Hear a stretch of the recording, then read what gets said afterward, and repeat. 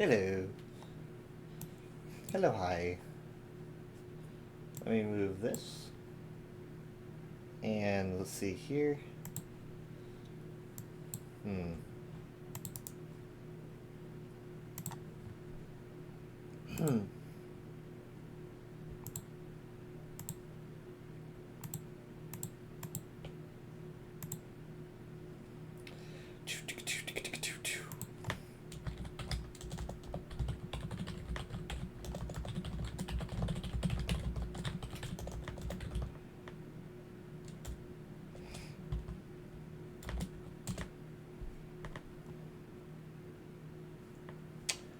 Okay.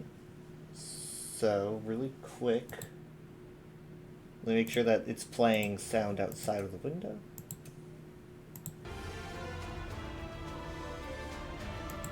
I do it in my dungeon, which just instinctively I'm like, I gotta be on my healer.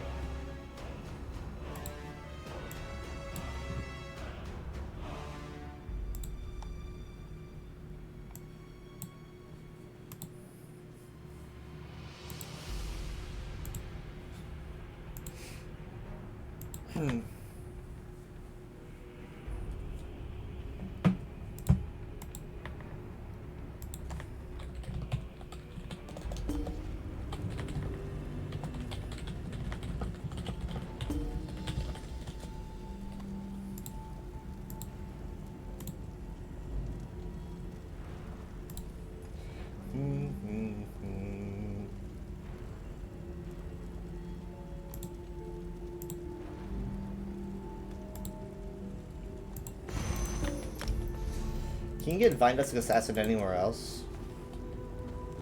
Or is it exclusive? I don't think I ever got that answer anywhere.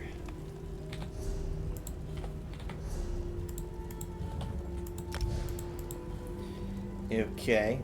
Earn 1 event ticket. What the heck? Aren't you, like, forced to earn 2? You can't earn just 1.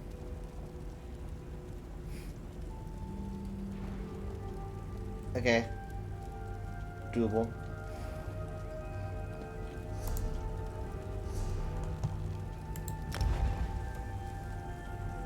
I just lost a buff. Like, literally just now.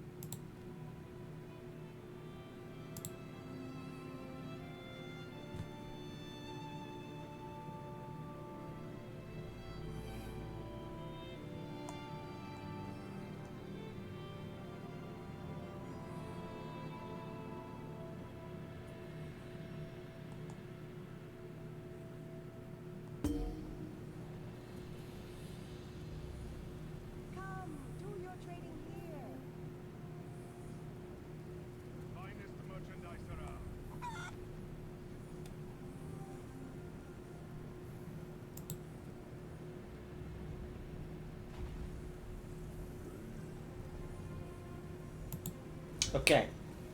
Oh my god. Give me a second here.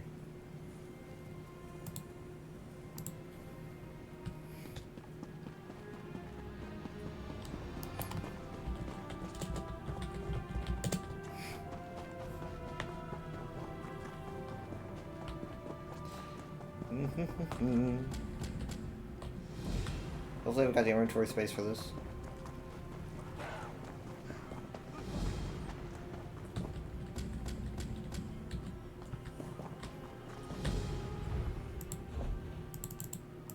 Quest only.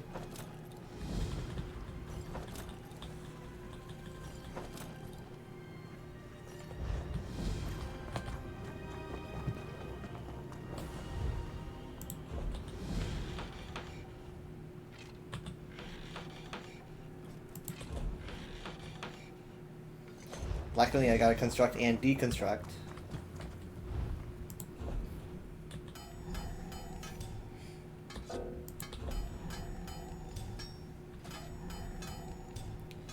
And I think it's deconstruct like what? 8 items. And so I'm gonna literally need to make 8 special items here. Gotta make them cheap.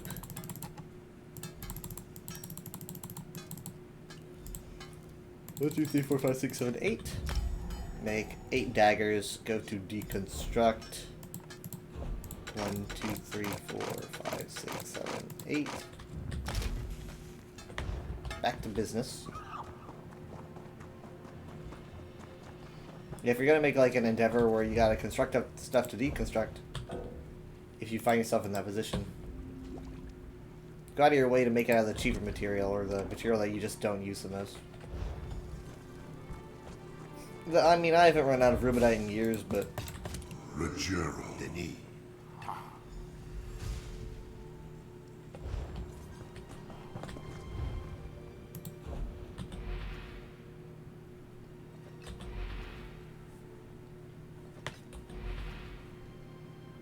Oh shoot! Oh no! No! No! No! No! No! Dang it! I was like, what is going on? It's my fault. That was also my fault.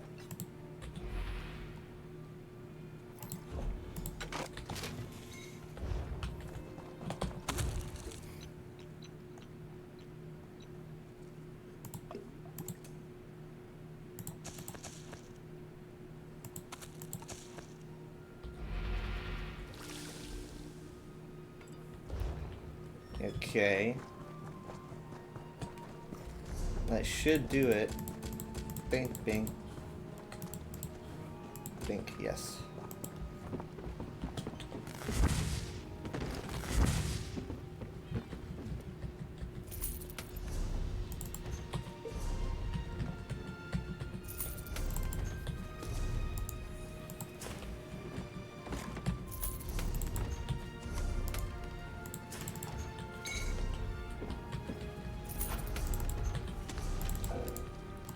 Matza? No, I don't know how to say that. Mazde? I never learned how to say it.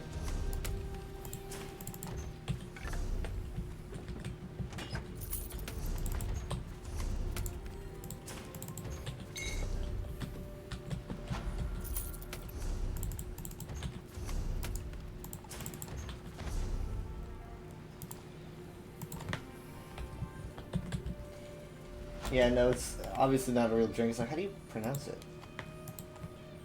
Pronunciation.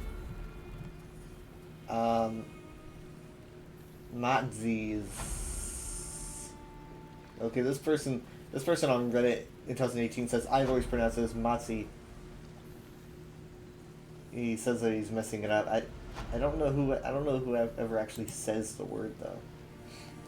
Who says the word so that we actually get a reference as to how it's wrong and how it's right? Did I say it in ESO?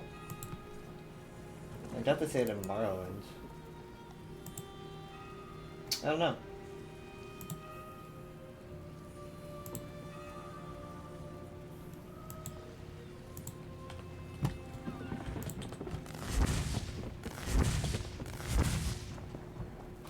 Lalu.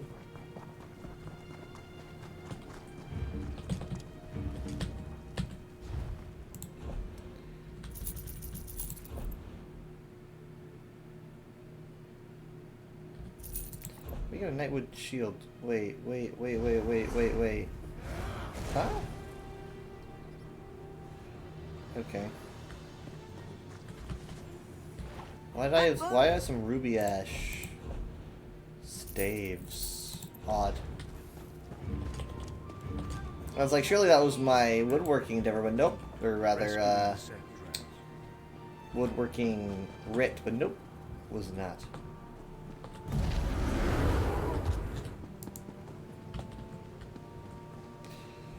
Alright. We get a dungeon out of the way.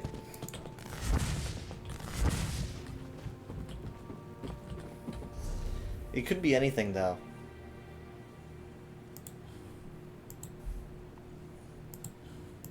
Also, yeah, weekly is Light on Group events. Easy. You know, do it all in one go. Wouldn't be surprised if Mom and Dad have done that already.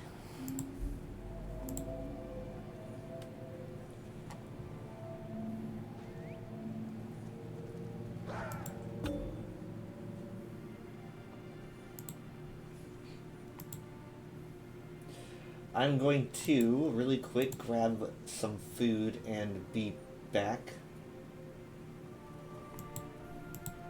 Give me a second.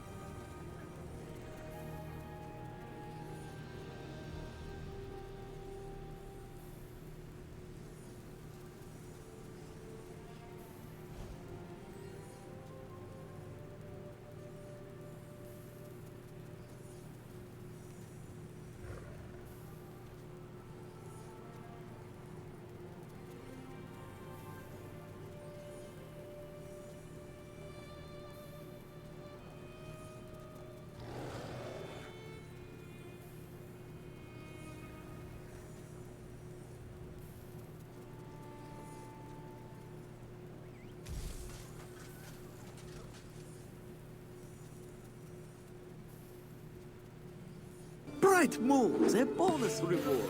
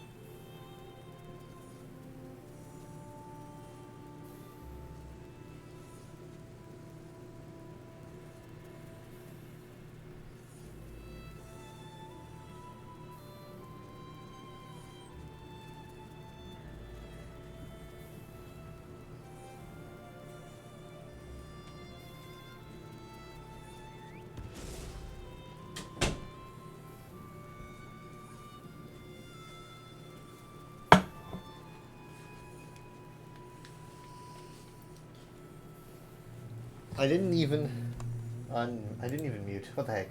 I barely have any water. Thank you so much for the sub. Enchantress, 33 months. Goodness gracious, thank you so very much. Did it play a sound? You deserve a sound.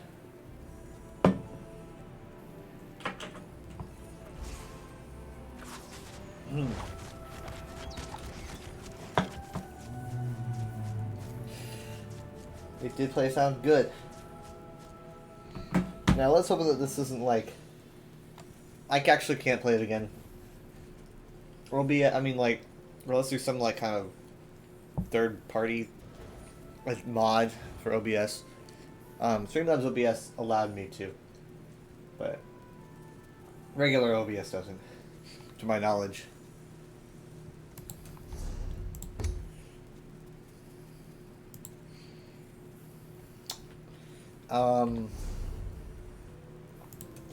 Please don't be Marcelak. Castlethorn? Oh, come on, man.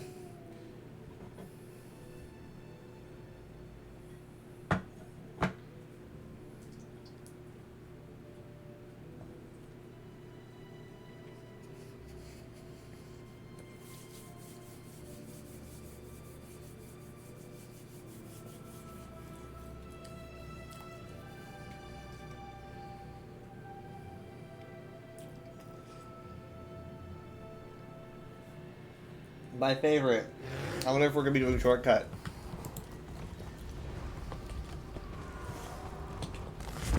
Some people I think are trying to do quests. What?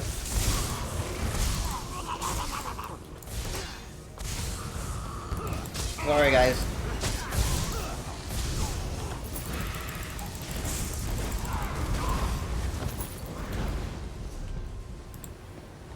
$15 and $41.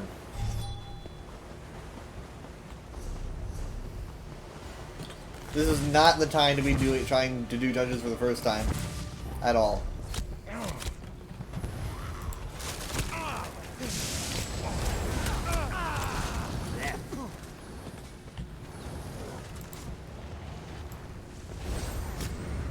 Come on, you're gonna be stuck back there.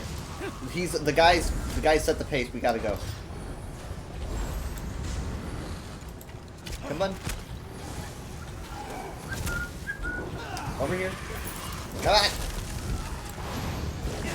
They're gonna die. Alright, see ya. Let's go.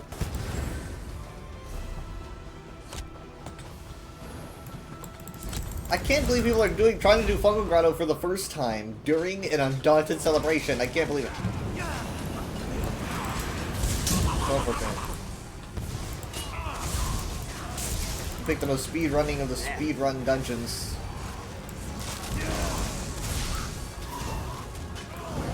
What are the odds that I get in there? Can I keep him still? You better not move. Wait, hey, whoa, wait, what? Why? There's no reason to bring him over here.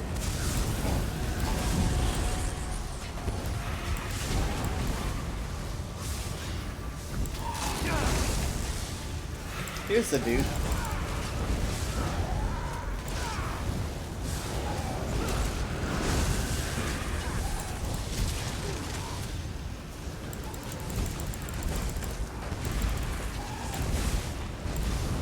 Okay, don't bring him too far away. I honestly don't know if there's a reset barrier over there. Why are you moving around so much? What gives? What's the dealio, Daddy-o? Kind of getting me a little bit worried. Ah, okay, we're good. Still don't understand though. I guess because we're right by the exit, maybe when he dies. And he's trying to go fast. Alright, good.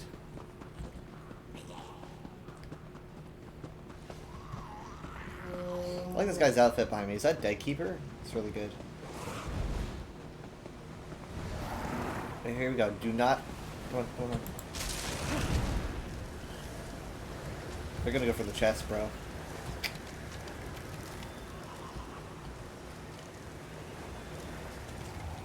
He went for the land. What the heck? Interesting. I'm patient.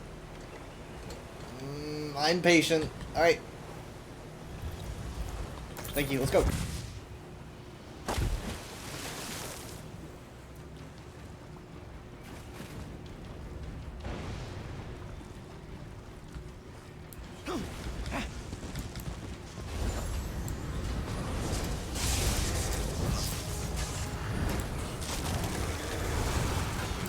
Sorry about the speedrun, guys.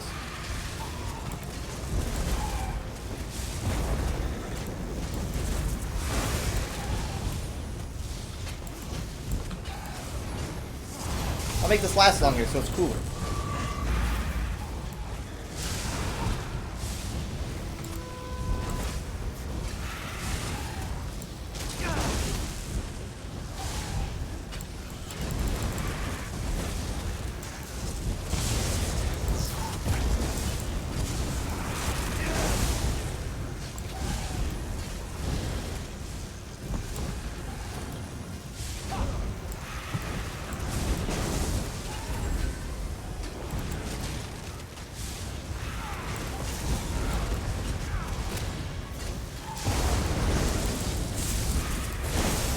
Almost there.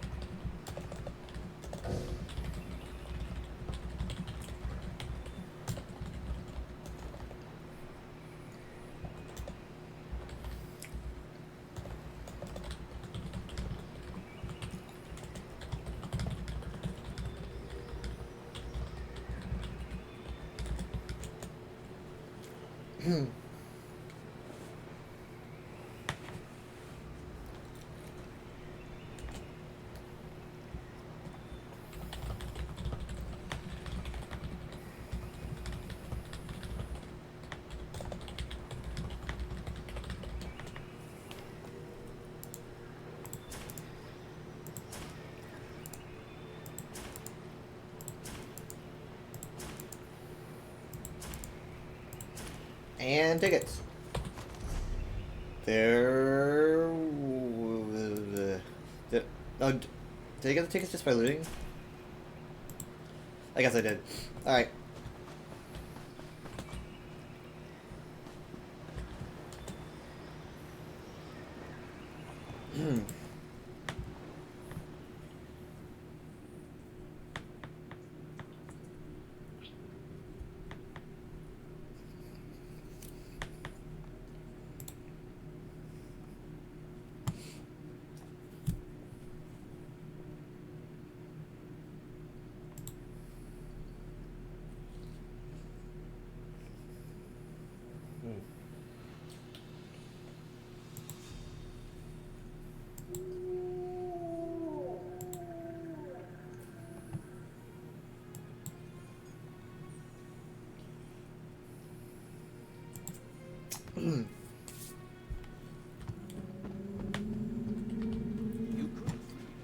Alright, well. White Rose. Oh. Where's Messiah? Of course. Ow. Is that a Alright, so we're gonna go for the Bolts of Silver Silk. Get that out of the way. We can get the outfit. Next event. Now I'm pretty much free, I think, to just kind of spend tickets on what I want. So we'll see what I go for.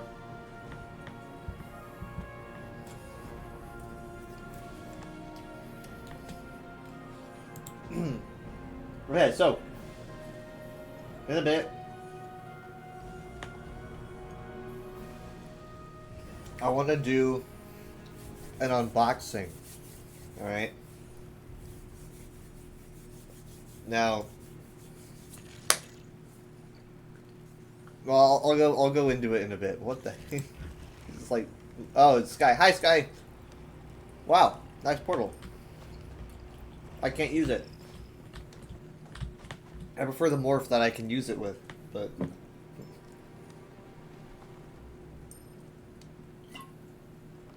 Hello.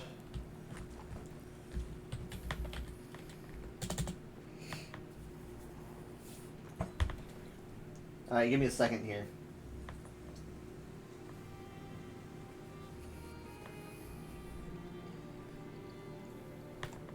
I want to be done eating so my hands aren't so greasy.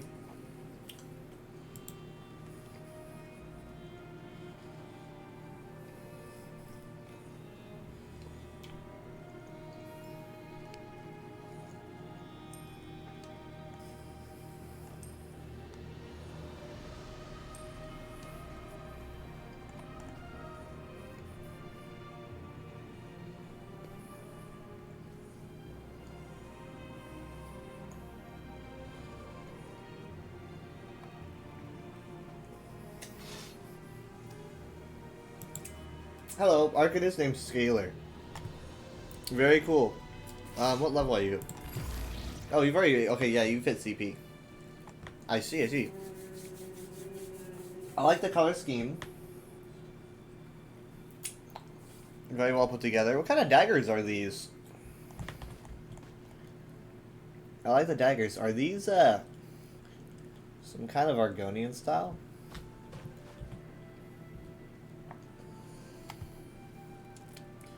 I almost want to say Elder Argonian, but I don't know. Is it? Is it Sultan? Skylar. Okay. Elder Argonian swords. Ah! Okay, so it is Elder Argonian. Alright. Nice. I do like my Elder Argonian stuff. Even though we don't usually dress like that anymore.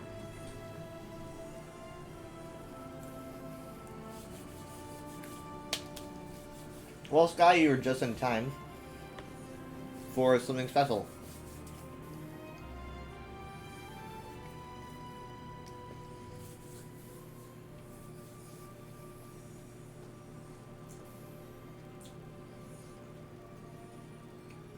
Ah, hence the sky, I guess.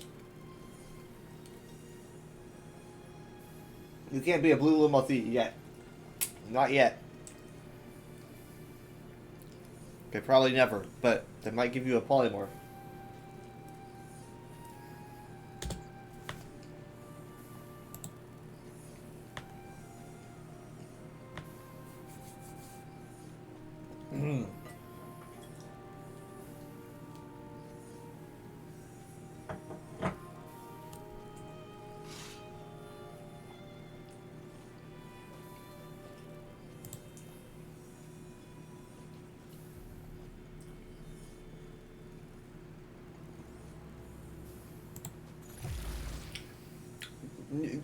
Don't cover me with your tentacles.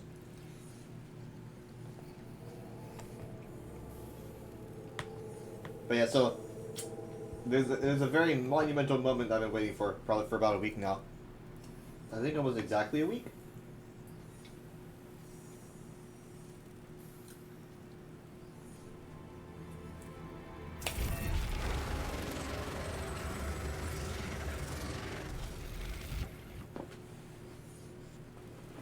Alright, let's see. Hold on.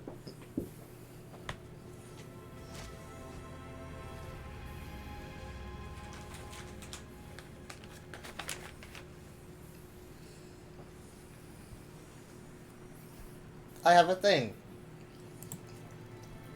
Get knowledge.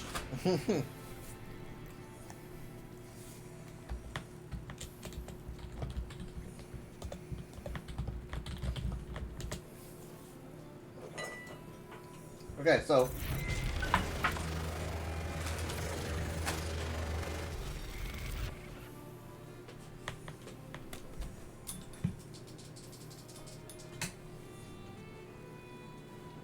I'm gonna turn up the lighting, see how that looks. A little bit better? Yeah. Okay.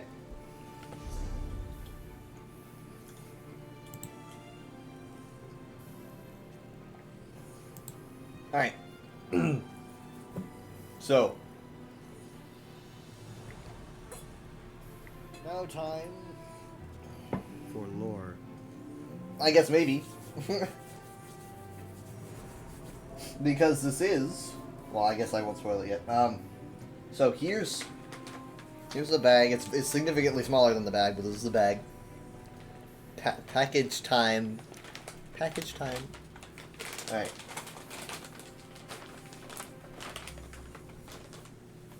At least I can just very, very carefully make it.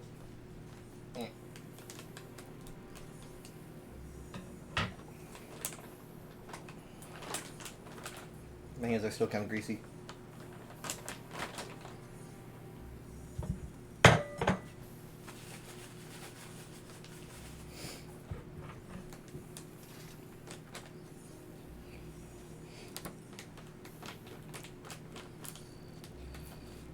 There we go. Much better.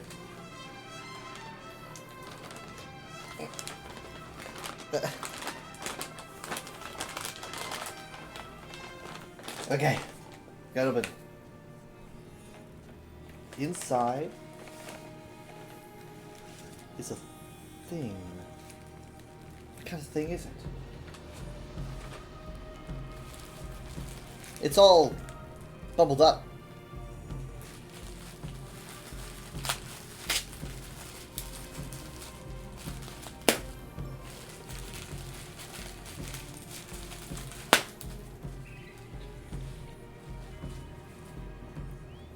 Behold.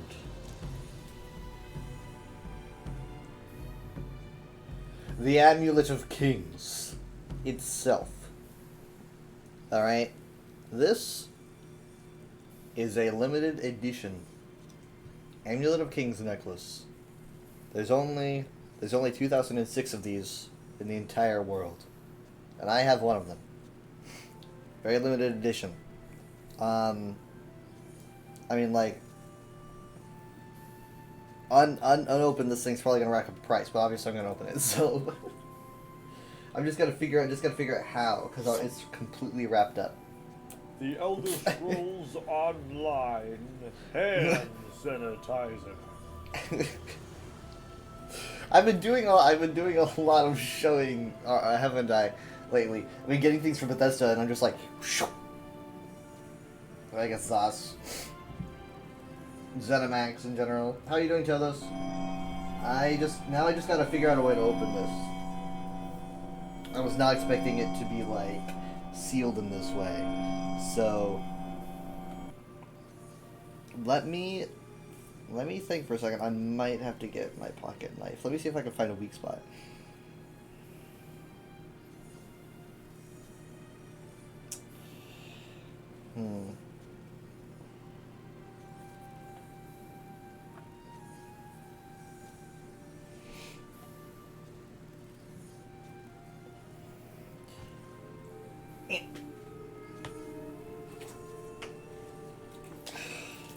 Okay.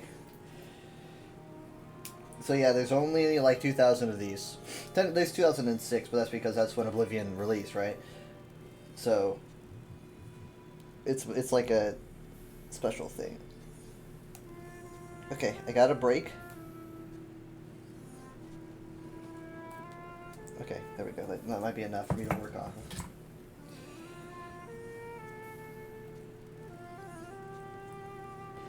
Don't let Mana Marco, I know where this is.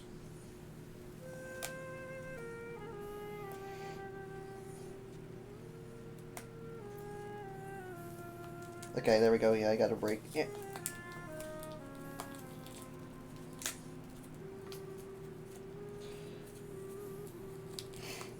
Oh! Oh my god. No, that's Daggerfall. That's not Oblivion. Alright, here we are.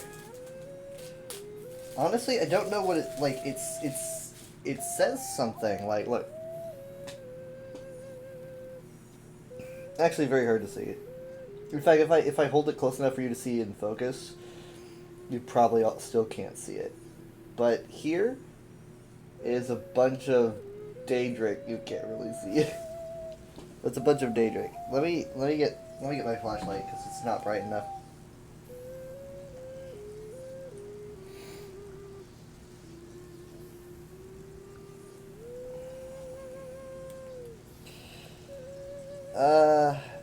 It's still kind of hard. I see fire. The word fire. I see. Sorry, it's like, where do you even begin? Forever.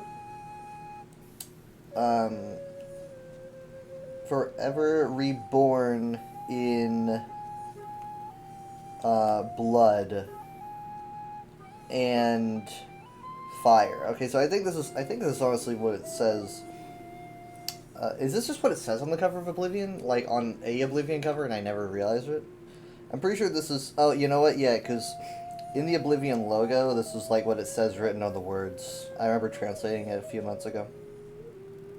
Yeah. It says some more stuff, but like I'll go through it another time, so I don't keep you guys waiting. The waters of Oblivion, etc., etc., etc. I think it probably also says it in the commentaries, but I'm probably wrong about that. Okay. It's very, very small. It was like super hard to read. Very small Daedric words. Alright, let me try to figure out how this opens. I just really gotta make sure I don't...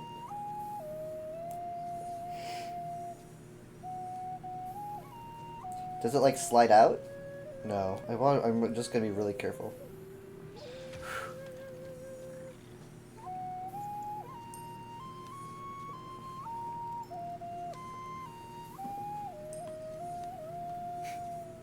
I can't figure out how it opens. I'm not worthy of the Amulet of Kings. I almost want to say it like opens here, but that I don't want to pull on that, right? So have faith. I think it might just slide out. It looks like it doesn't hold on. Oh yeah, it does. Okay, yeah, it just pops out. Okay, here we go. Because this is a sleeve. Right, so this is not the actual size of the Amulet of Kings, obviously, but it is a scaled replica. Very detailed scaled replica, so this guy doesn't like your music. Look. Oh. Alright. It's weird having a Daedric symbol on top of, like, an artifact of, you know, godly heritage, but obviously it's because it's from Oblivion, the game. Okay, let me see how this opens. I'm pretty sure it just like falls open, so. Only the worthy can access the Amulet of Kings. And I'm worthy.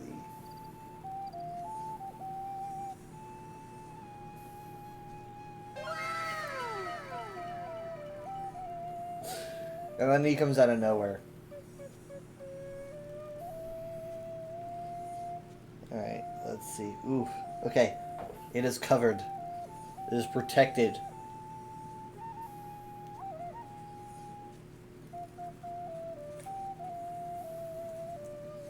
Oh, it's kind of on his side here. Oh, wow, I just gotta be careful with this. Look, hold on. Just kind of push it to the side there. Oh, man. Look at this. Is that not shiny? Hold on, I will make sure to hold it up where it's not blurry. I'll get it out very carefully. I'm going to be very careful with the Amulet of Kings. Okay, here we go. It's attached to this foam in a way to make the necklace very long. So I'm gonna keep it on here. Ooh. There we are.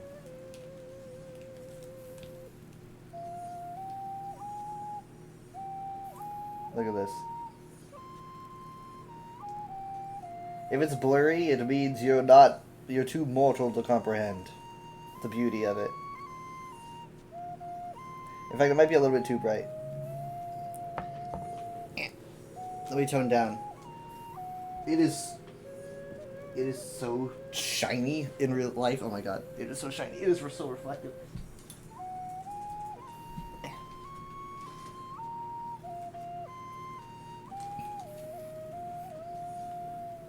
Is it so blurry? Oh, there we go, focus. Look at that. You see it? Look at that. Oh.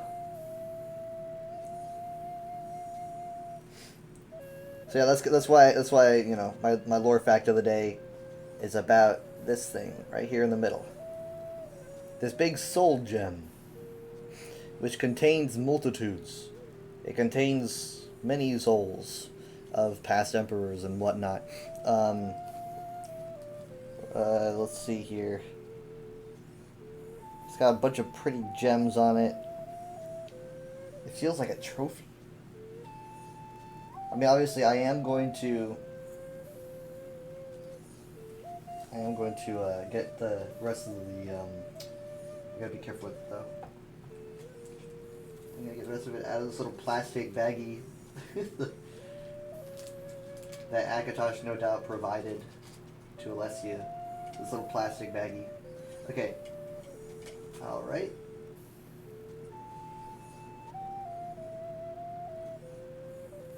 And then I have to unhook this really, really gingerly.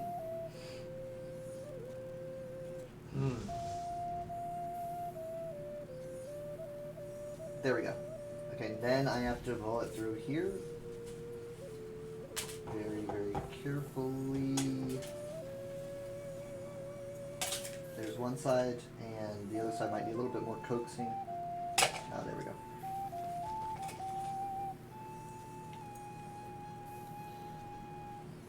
Look at that. That is sheer beauty. It's still kind of blurry, I know. But I'll be posting pictures on Twitter where they're not going to be blurry. Like, the gem just looks beautiful. Would you look at that, guys? It's the red diamond that all the red diamond motifs and the songs and everything are modeled after. The mystery is solved. Oh, look at that. There you go. There you go. That is just brilliant. But it really looks great in the light. Like, looking at the light past my computer through the gem it looks just amazing. Let me see if I can... I am not chosen by Akatosh, but I'm going to try to wear it anyway, because I don't care.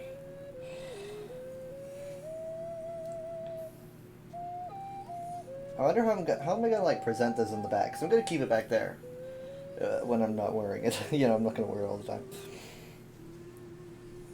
So it's like, how do I present it? I'll need to figure out a way. So yeah, only a select few. This thing cost me around $2,500. I'm kidding. I'm kidding.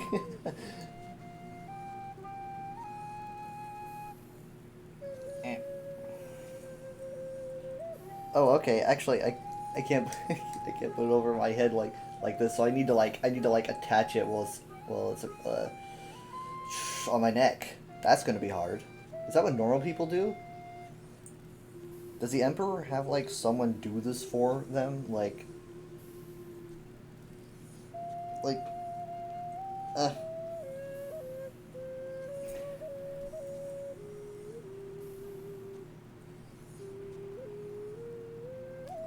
It totally feels like I've got it, but I don't think I do. This is why only specific people can wear this. Or it's heresy.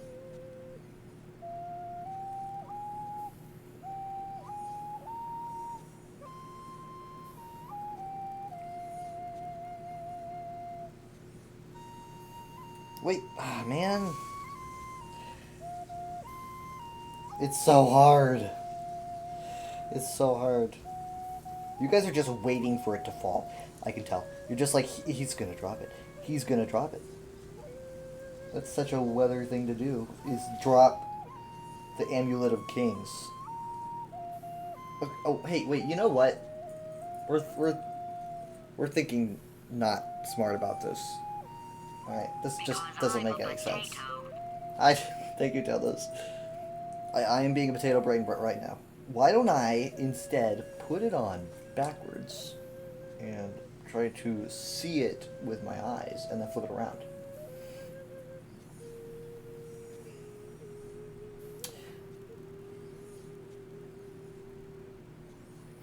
Because it's too close to my face, that's why.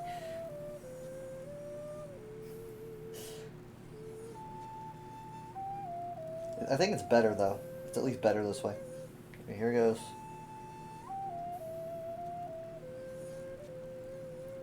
Ah, man, I had it. I had it just then.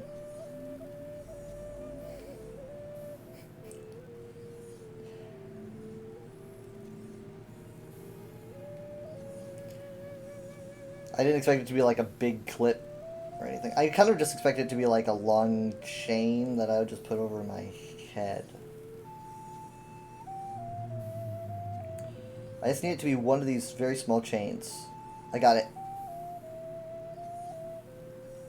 I got it.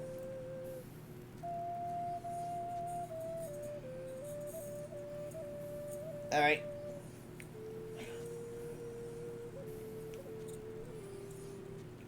Boom. Amulet of Kings, right there. Right there. I'm the Emperor. Alright. This is a very special moment for me. I like the casing it came in. Casing's pretty cool. The quality of it's just fantastic. It's just like, I mean, just the, yeah, even the ad, like the website, said specifically that it said like box with the Daedric Oath symbol on it. It didn't say Oblivion logo. It didn't say Daedric O. They legitimately used the term for a Daedric O, like the lore term. I was like, respect. Now I'm gonna buy your product. No.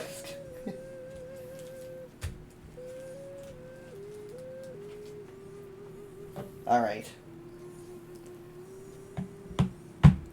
The cursed clasp has been sealed. He shall never thwine be removed forevermore.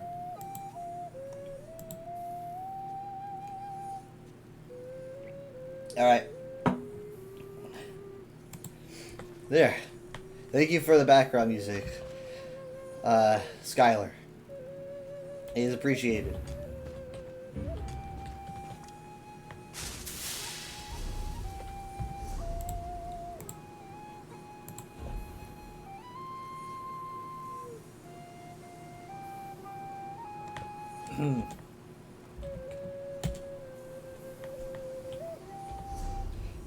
I gotta check my mail really quick. Oh my god. Okay. I'll take care of it. I need to make room for those.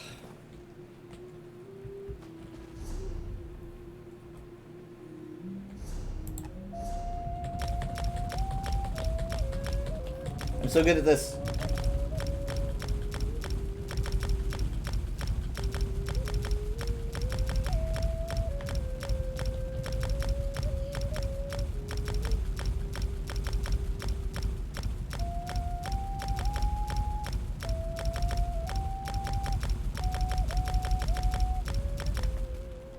Alright.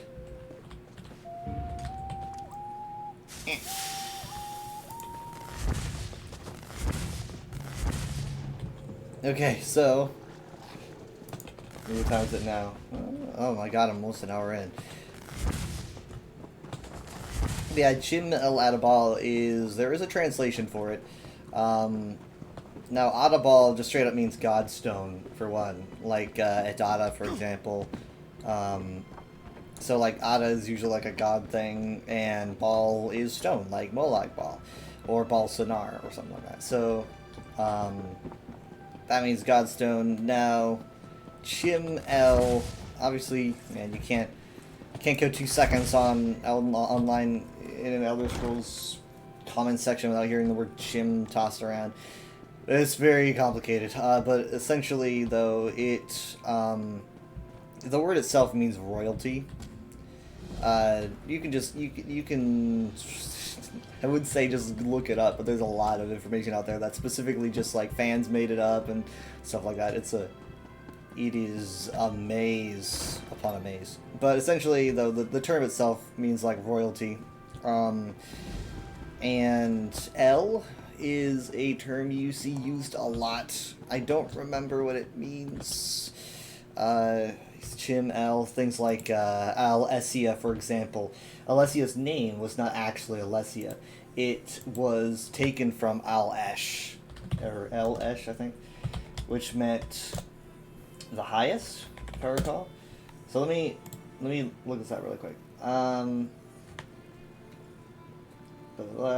Alessia is not her birth name, but rather a corruption of the title Al-Esh, which is, okay, that's A-L-E-S-H.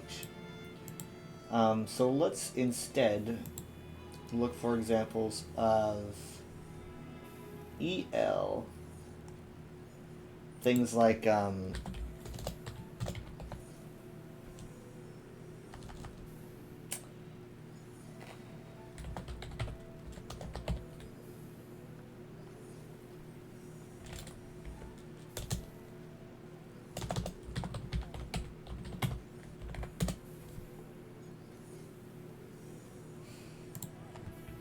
it's like kind of hard to find, but I'm going to try it.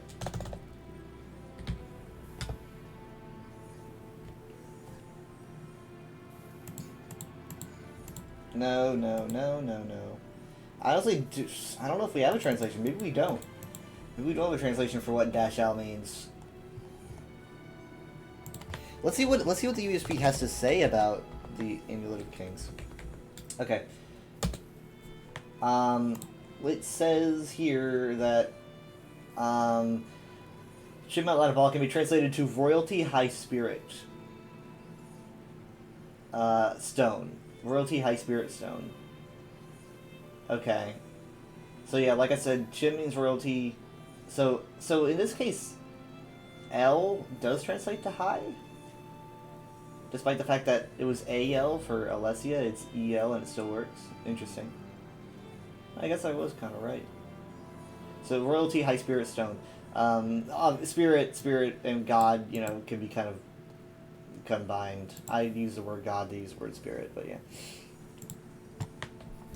I guess you could say spirit. I think Godstone sounds cooler, but again? I got the Kwama one. Flute.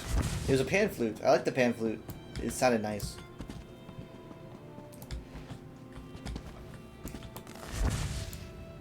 Oh god. I missed.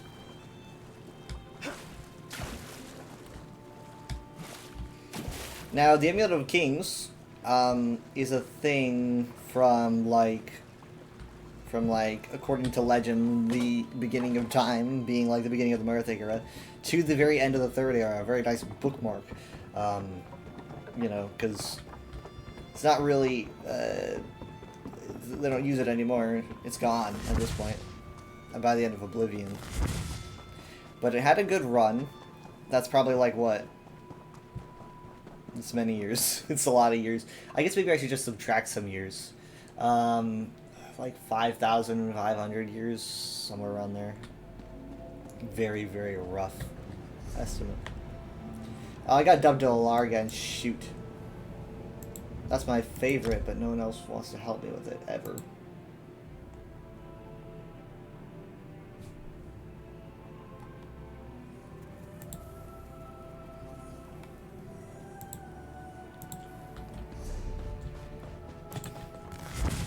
But the reason, I mean, you don't really need the Amulet of Kings after the Third Era, because Amulet of Kings was very important for maintaining the Divine Covenant between, like, the gods, like Akatosh, and mortals. Essentially, it meant that the Daedra just couldn't invade if they, you know, as long as the barrier was up, Daedra couldn't just show up and do whatever they wanted.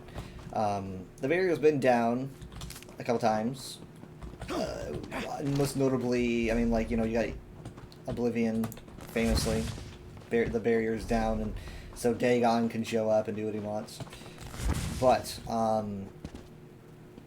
after Dagon royally screwed up for every single Daedra ever, he invaded. Martin Septim sacrifices himself, and the sacrifice just basically nullified any reason for the barrier anymore. So the barrier is pretty much just like a consistent, constant thing.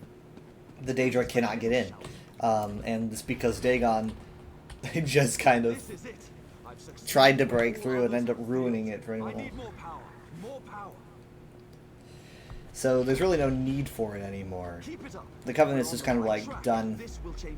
I wonder like if they're gonna, like Elder Scrolls 6 are gonna go back on that, show of a way that it can still be shattered, you know. Yeah, they did fix that, didn't they? No, hold on. No, you don't see me, No! I didn't think I was close enough. Every time I'm doing this, I never think I'm close enough. I'm just gonna die. I'm literally just gonna... Well, I'm gonna die eventually.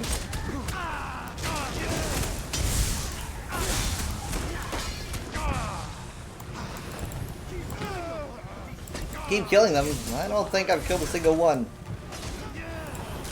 I'm not using a buff though, so I don't blame myself. I could have sworn I was on a buff. No, I'm not. Can I drink while needing to respawn? Nope.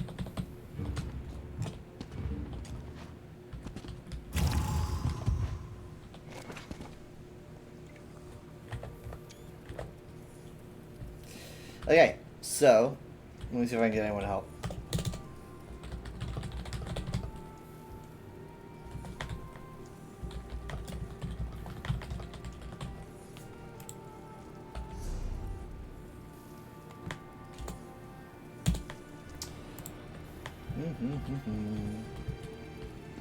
I'm sure you guys have heard the Red Diamond song before, right?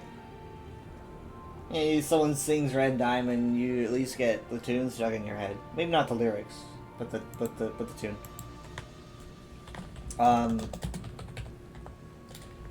So let's go over the words for that song really quick. I think it's just called Chimel at a Ball, right? Yeah, it's called a Chimel at a Ball, a ballad. I doubt anyone's gonna pick this up. I doubt anyone's gonna pick up my quest. But in case, let's just split this and then move this over here. Okay.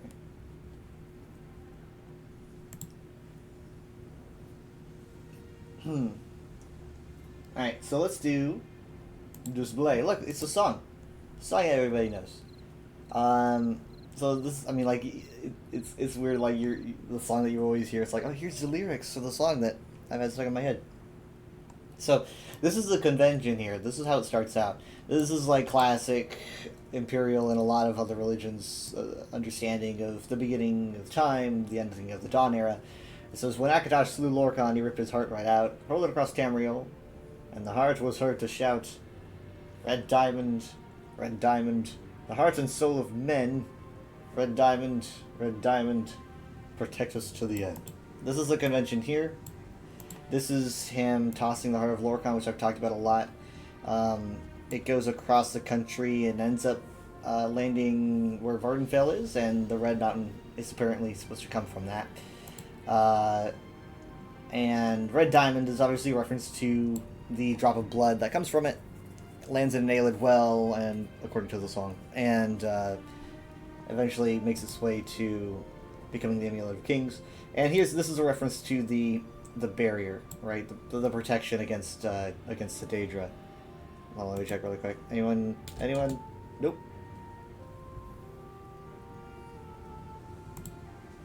Okay. The Laughing Heart sprayed blood afar. A gout on Serod fell, and like a dart shot to its mark down in an Aelid well. So it's obviously the blood's falling, lands in an Aelid well. We get the chorus again. Magic infused the Lorcan's blood to crystal red and strong. So obviously landing in an Aelid well converts it to a crystal. Then the Aelids found it, cut and polished it down to Chimal Ball. So they're like, okay, so they turned it to a diamond. Got the chorus again. This is the Alessian Slave Rebellion.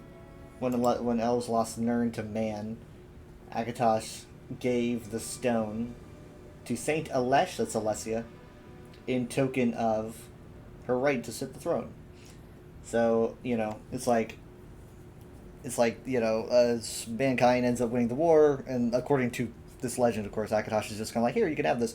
Like, this was their thing, now it's your thing, and you're going to use it as a symbol of our deal, of our bond between man and God. And, you know, like, you keep the covenant going, and I'll keep the barrier going. That's kind of how it is. Until, like, obviously, you know, Martin Septim ends up sacrificing himself, and the barrier is just kind of permanently there.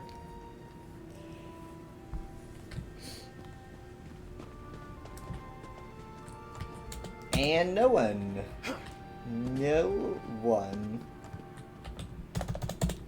is wanting to help with Dubdul Alar, just as I thought.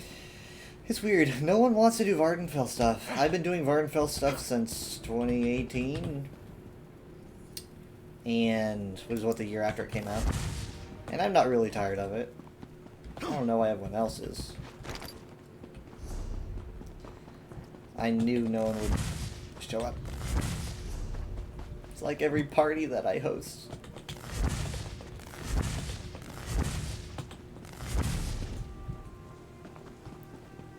I'm kidding, I don't host parties, I'm antisocial. We're gonna be doing the Kwama Conundrum because that's easier. I can just by myself. Looking for 1 healer, 3 DPS for normal Sunspire, this guy says. I don't...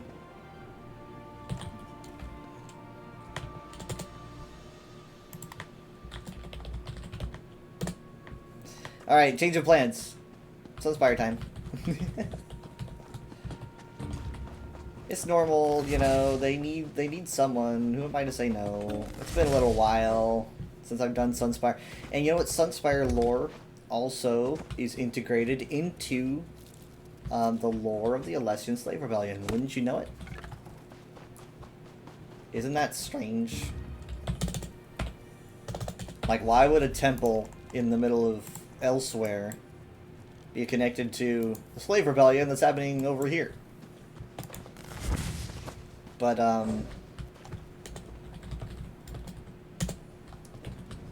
where are they right now? Are they in Sunspire? No. Wait, actually, no, someone is. Let's go there. So, essentially, some cool lore about Sunspire is that,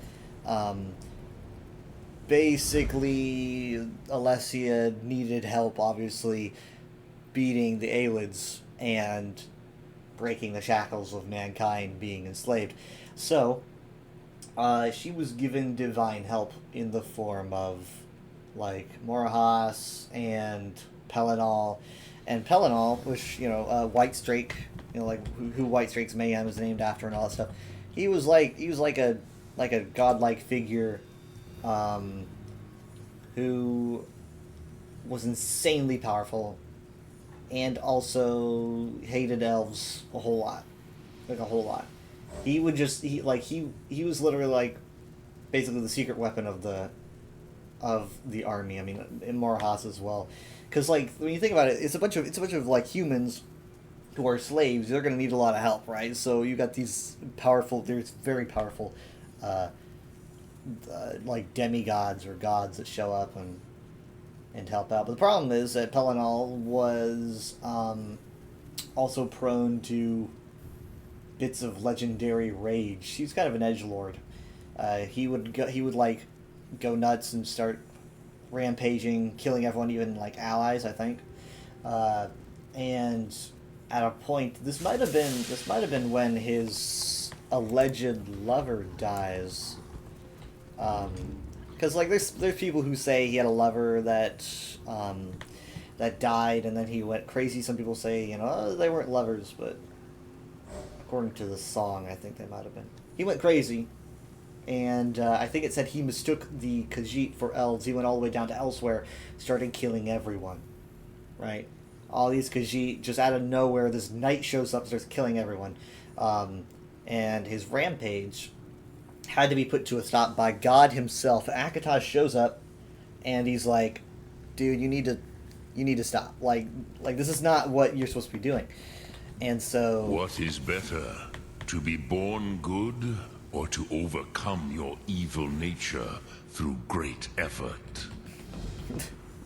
and so, I just let part of the next time. It's because I mentioned Akatosh. And so, well, Akatosh, Alkosh, you know. In this case, we'll say Alkosh. So Alkosh shows up, and literally completely shuts Pelennel down, and in doing so, he ends up creating a rift in time, a time wound, actually at the point of Sunspire, where they build this temple in honor of Alkosh because of this whole thing. They're like, dude, you saved us, we're going to build a temple. I'm pretty sure it was after this whole thing.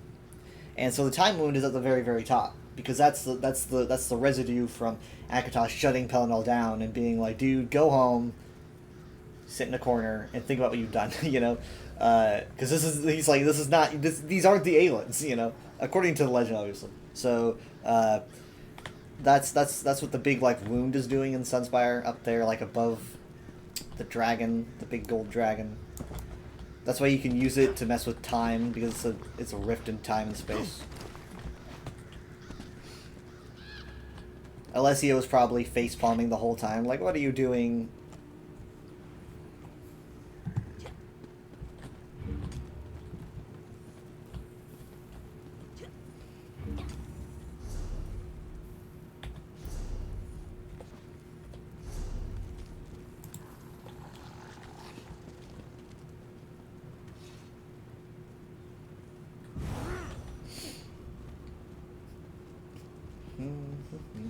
Do I need to sell anything?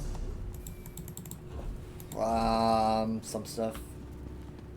Wait, was one of those purple jewelry? No, purple sword. Should we decon it anyway? Where's the blacksmithing? Jewelry, armory, clothing, woodworking? Here we are.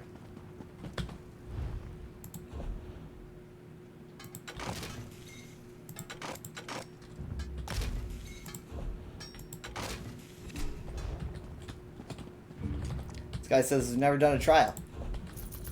Oh man, I probably should have deconned that jewelry. Oh well. What is better? To be born good?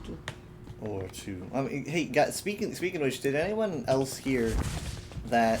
Of course, no, this is old news. But, I mean, they talked more about it recently. That Charles Martinet is now Mario Ambassador, no longer the voice of Mario. Which obviously was like, man, it was like, you know, it had to happen at some point. But still pretty rough to hear. But like...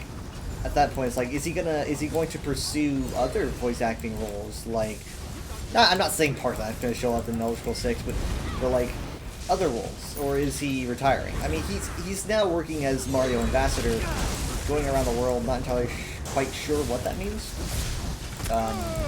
Maybe doing like photo shoots and stuff, going to cons. He still seems very active and excited.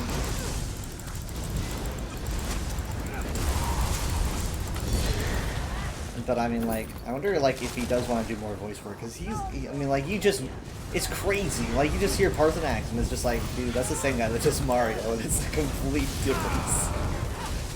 I guess it might be the fact that I don't really sit there and think of Charles Martinet as a voice actor that, like, you know, it's like, if someone says, oh, Tara Strong voices all these people, I'd be like, oh, Tara Strong, she's everywhere now.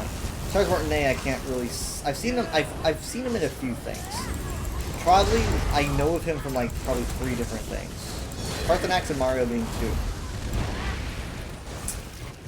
2. You know, he doesn't really get around that much. So, like, hearing that he had that role is pretty crazy. It's like, whoa.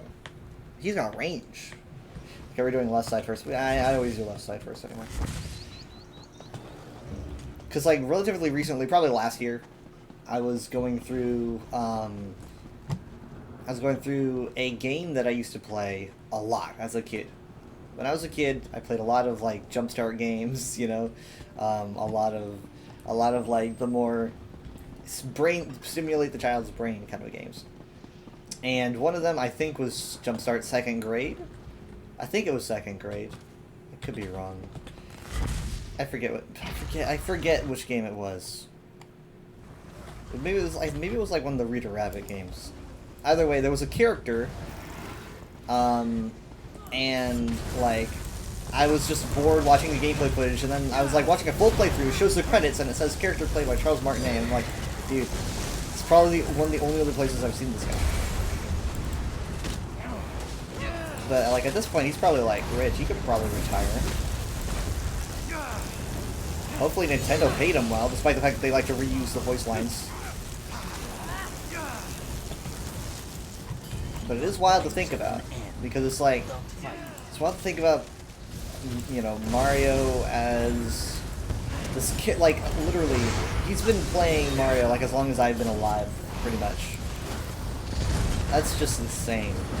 That's like my entire existence, in reality, it's been his job, pretty much. It's like, what? So it must be pretty crazy walking away from it.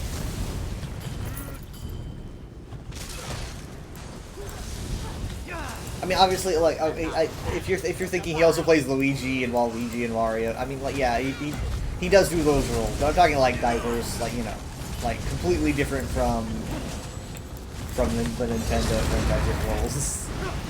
Hey, look at that! That was pretty solid. Obviously, they all have a very similarness to them.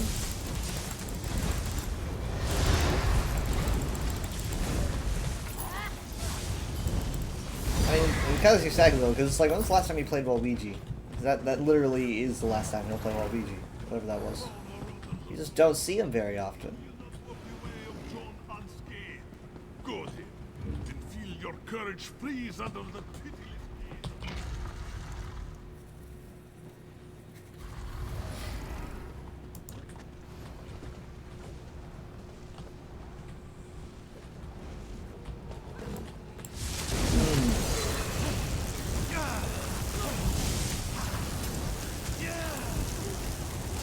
I think some people here are wearing rings, I think. I'm feeling rings.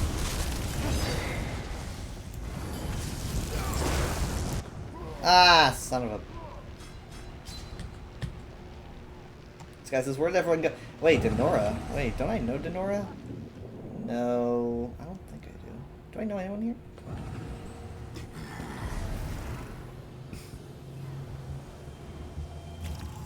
Nope. They probably don't know me either. Is everyone here? I mean, someone says where everyone goes, Denora, and I don't... Oh, wait, no, Denora's right here. Okay, good. I just don't want to leave anyone behind.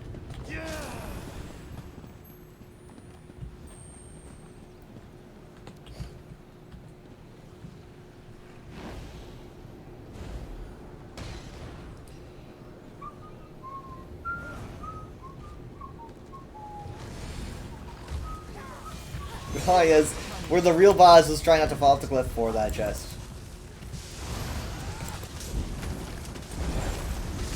I'm glad I got to help these people. Or at least imply that I'm helping them despite my lack of skill.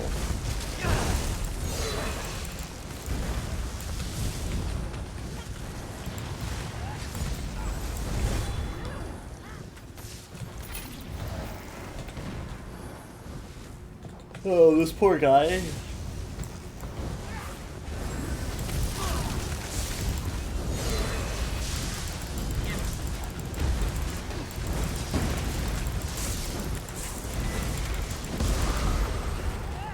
Done.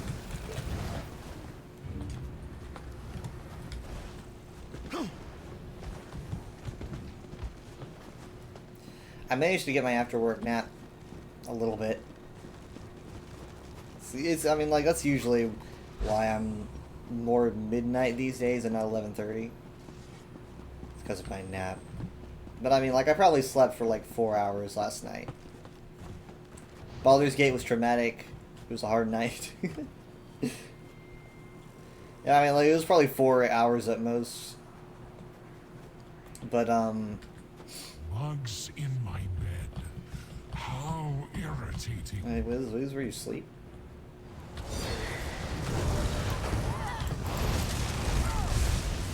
I wasn't as tired as I expected to be, I guess.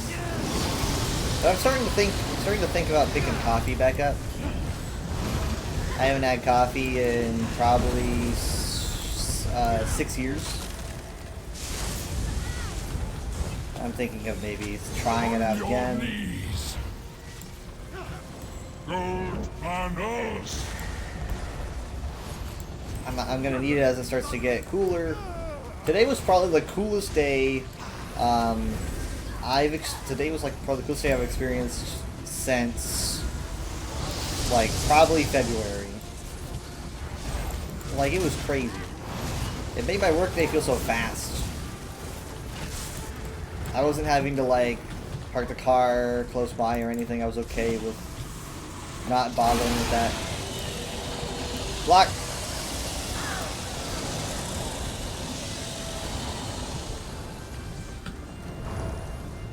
To stand shoulder to shoulder with a god. Here I am. I like how Loki is a frost giant.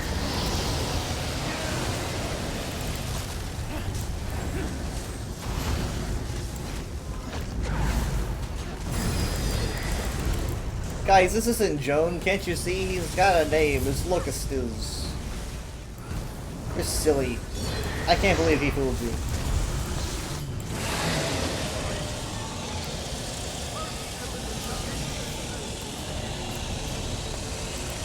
It's very interesting because in like, it might just be in some Khajiit stories, I'm not sure, but I'm pretty sure it's supposed to be understood that Joan and Jode, like, died at birth in Khajiit lore. At least that's what I have read. Legends might alternate. Is this person stuck? Eh. But it could be that this Khajiit just thinks that it's some kind of born again, you know, revelation or something going on. He literally thinks it's the return of God, so it says in Revelation that Joan and Jode will be born again. Get out of my roost.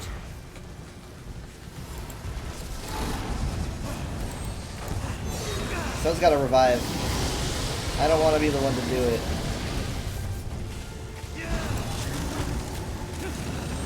Okay, you know what?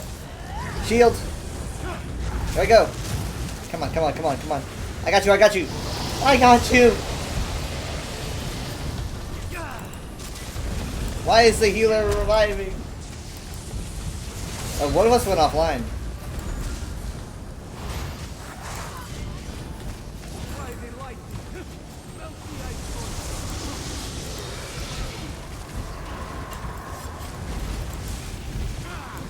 Oh god.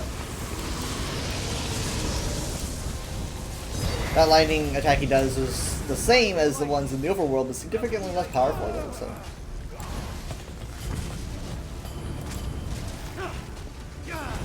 Incoming!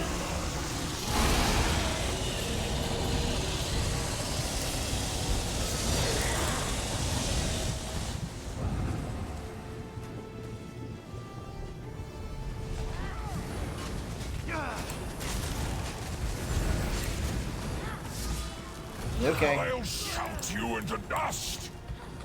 Gold bundles. Shouted him apart. He's so nice. Oh wow, oops.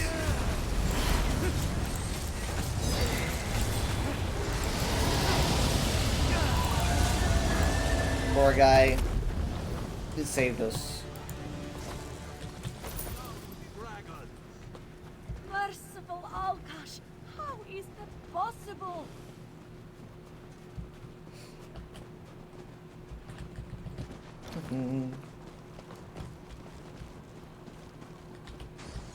Oh, this is like Treasure Road coming up. Treasure Road is probably the most tedious portion of the. Oh my god. Damn. Okay. I didn't even feel the impact. There's so many chests here. Potential spawns, you know.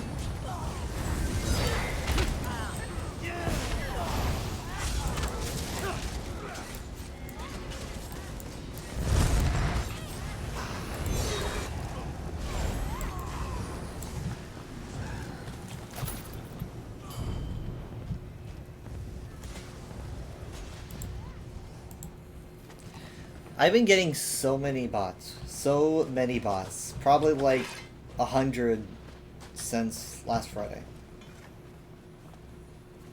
That's what it feels like. My automod catches it, and is like, you want me to put them away? And I do. It makes me sad. It's like, oh look, someone's here. Oh. This is a bot. This tells all this time, really.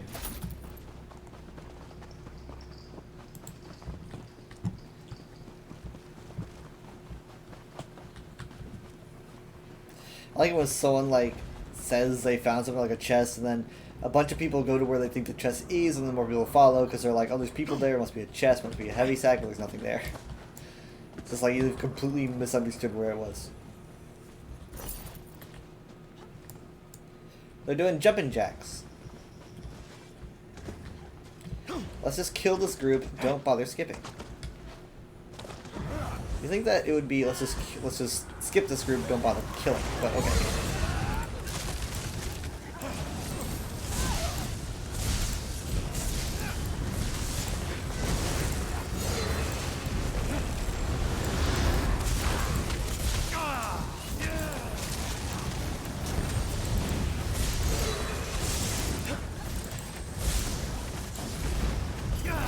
You gotta hang in the back.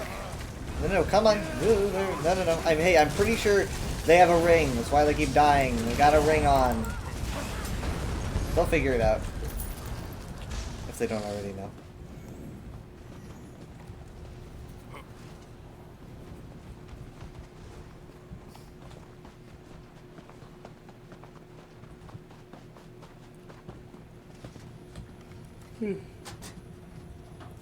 There you go.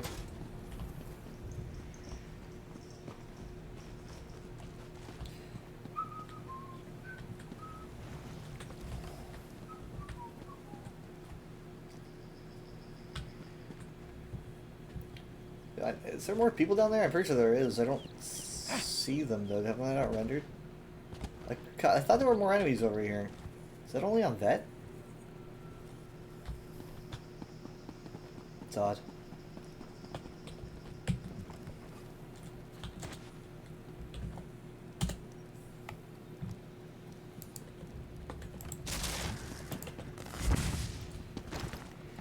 So many heavy sacks.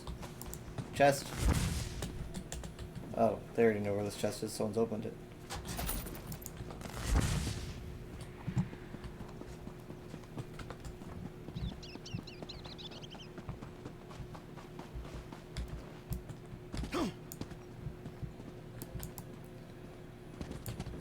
Isn't this like, are these like Dremora style, Daedric style? Ah, oh, come on!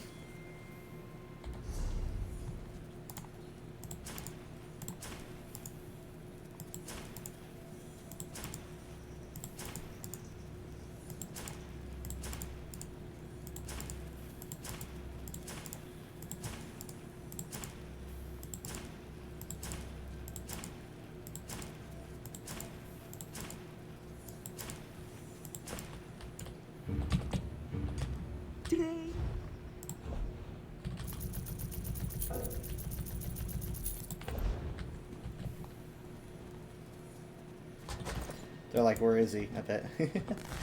Like, someone fell.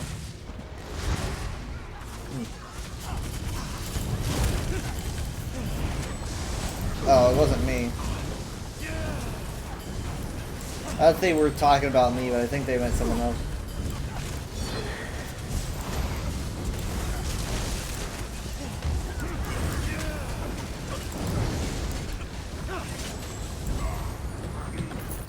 Okay, so there are people here. Where were they hiding?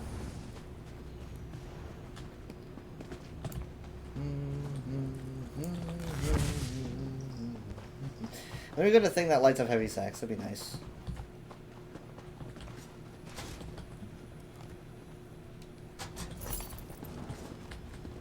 So they found one by the stairs. There's a lot of stairs. Oh.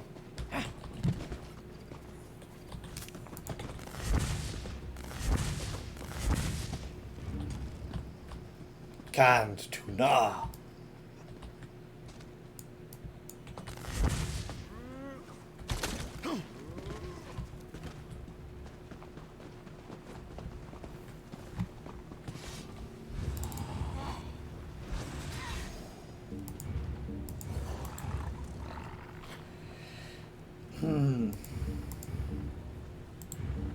I forgot they have one to handle the ads.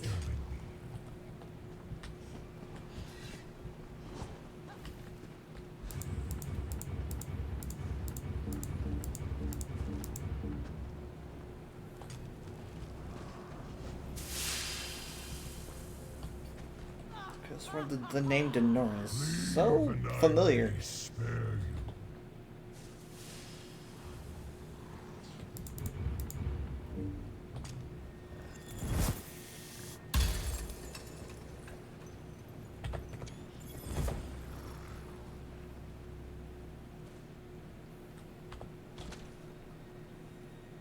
Dispose of yourself. Right. That doesn't happen until after you die.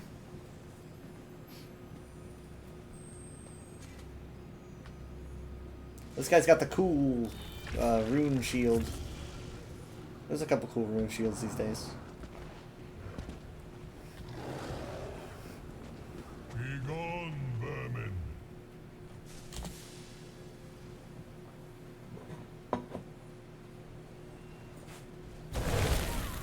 Do you guys notice my haircut, by the way? If the answer is no, good. It was mostly in the back, to be honest. It was just getting a little bit long, like up into the back. And so I guess you wouldn't really notice. As long as, I mean, like, last time I was pretty much shaved, almost bald. Last haircut I got. This one, way better, you know.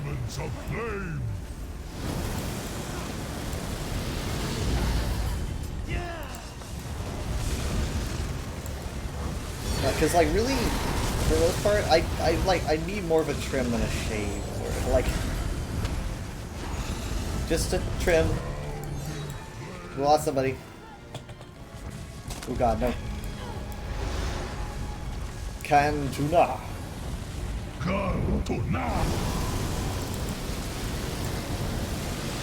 Yikes, those Twilights. They literally do not care at all.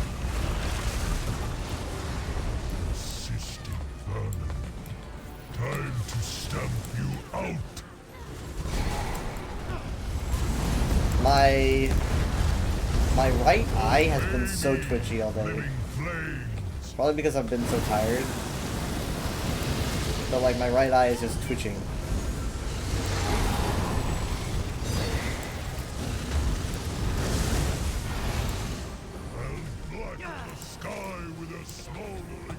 Hooray! Here we go again. Clear! Clear! Clear! Clear!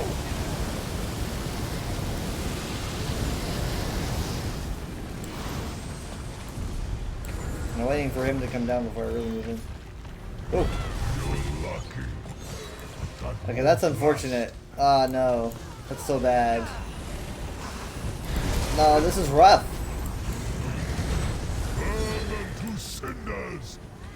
This is really rough. No, no, no! Oh my god, I didn't know it would do that much damage.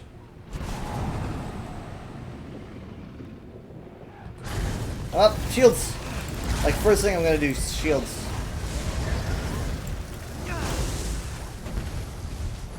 Shit. Can't really get around.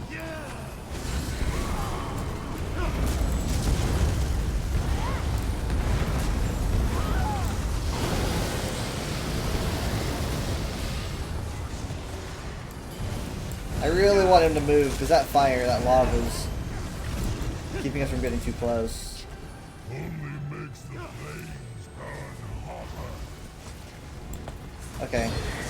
We gotta watch where we're killing these flame metroids, apparently. Come to now.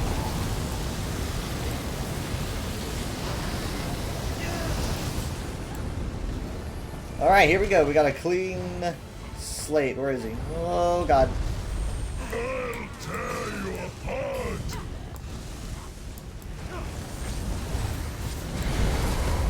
Share the pain, share the pain, share the pain. Flames can feast on you. Here's your reminder to only check to see if you're wearing a Ring of the Pale Order before you get into a trial. Please don't ever forget. If you want to wear it, at least let your healer know.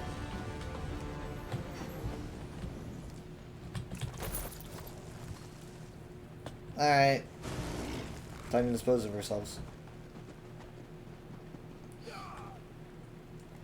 Hi, DJ Ski J. You started playing ESO again 11 days ago after not playing for 6 years. You're trying to learn all you can. They're playing it again because of the Steam Deck. Sweet. How are you enjoying it? 6 years. I've been playing for like 6 years, so... Right? Let me think. No, I think probably like 5 years.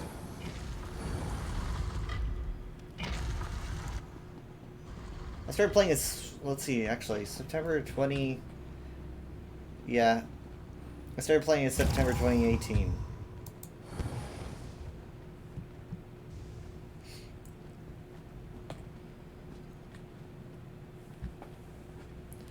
I've got many hours on it.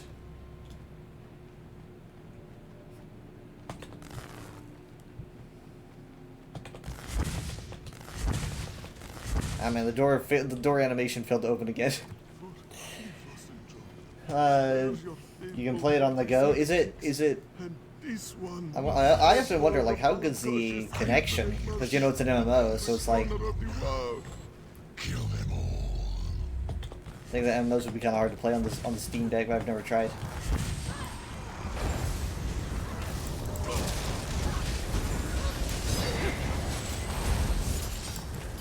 That's perfect, nice. 350 hours, 350 plus hours just learning again now with the controller, nice. Overall, I think I've got over 7,500 hours. Overall. 6 frames per second is full controller support, so it's like Xbox. Yeah, I was just kind of thinking about like the Wi-Fi connection, if you're like on the go.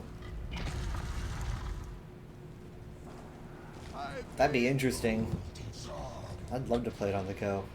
I'd love to play it out and about. Think we need to do portals in normal? I don't think so. Yeah, no. Yeah, so this DLC is from 2019.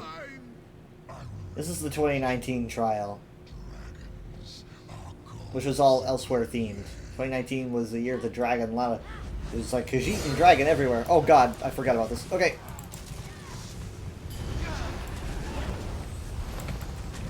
Use a phone hotspot. Oh, or Wi-Fi at work. You work at a gas station as a cashier and play on Slow Nights. I work as a security guard at a warehouse, which is also really, really slow because I mostly just do patrols and then wait for my next patrol. And if I could, I mean, like, that would be pretty nice to do. Just pull out a Steam Deck and get a hotspot. I might consider that at some point. And now we go. Run!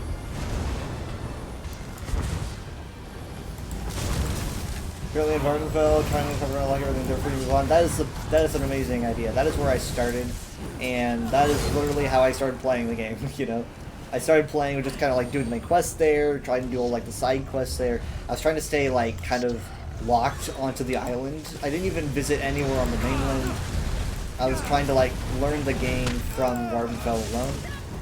So it's a good place to relearn it.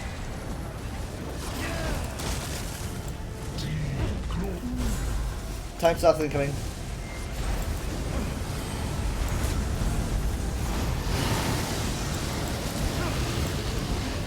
Here's a time stop. And he got a lot of people, but it's okay.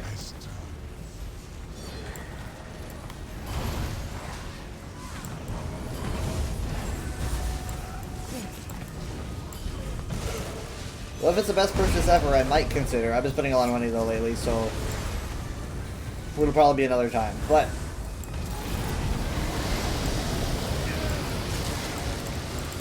I might look into it.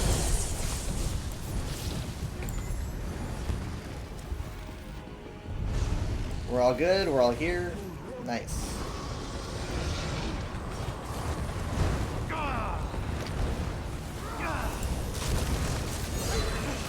Is there a trial endeavor? Is that why people are doing this? Or do people just really want to do Sunspire?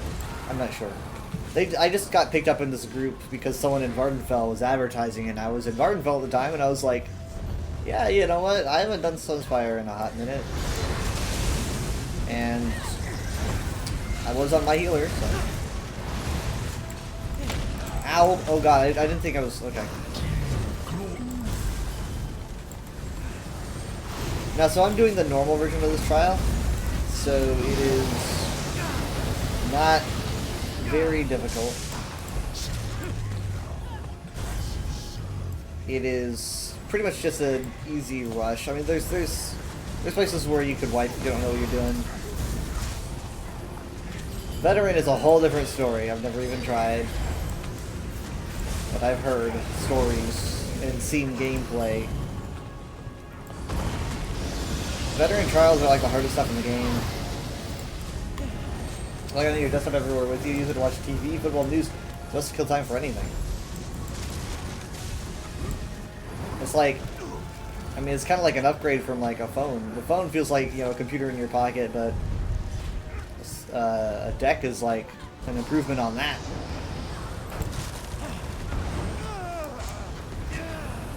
Oh my god, they almost got taken right out.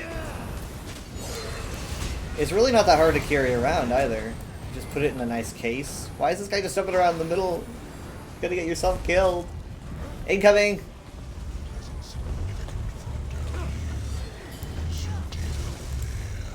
Okay, I'm gonna do shield. Literally everyone got it. Trimax Valor went off, because that was my AoE. I really don't remember how much damage it does, but it's just some magical damage, I think.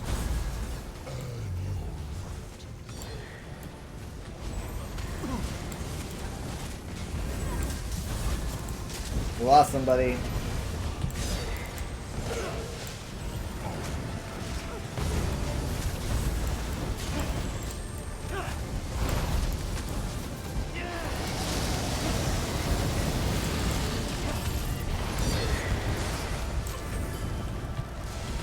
Yeah, it's crazy. It's crazy just like what technology is like these days. Now, like, cause I grew up with the various kinds of Game Boy and stuff, and that was entertainment on the go, you know. And how quickly things improved. You can just play a full-fledged MMO on the go these days. I'm pretty sure that's Elden Root over there, by the way. That big tree in the distance. You see that? I think that's the Elden tree.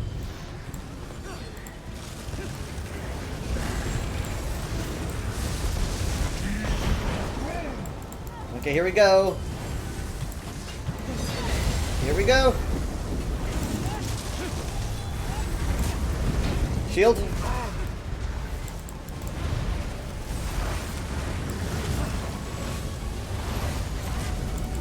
Okay, we almost got him. Almost got him. Just a little bit more. A little bit more. A little bit more.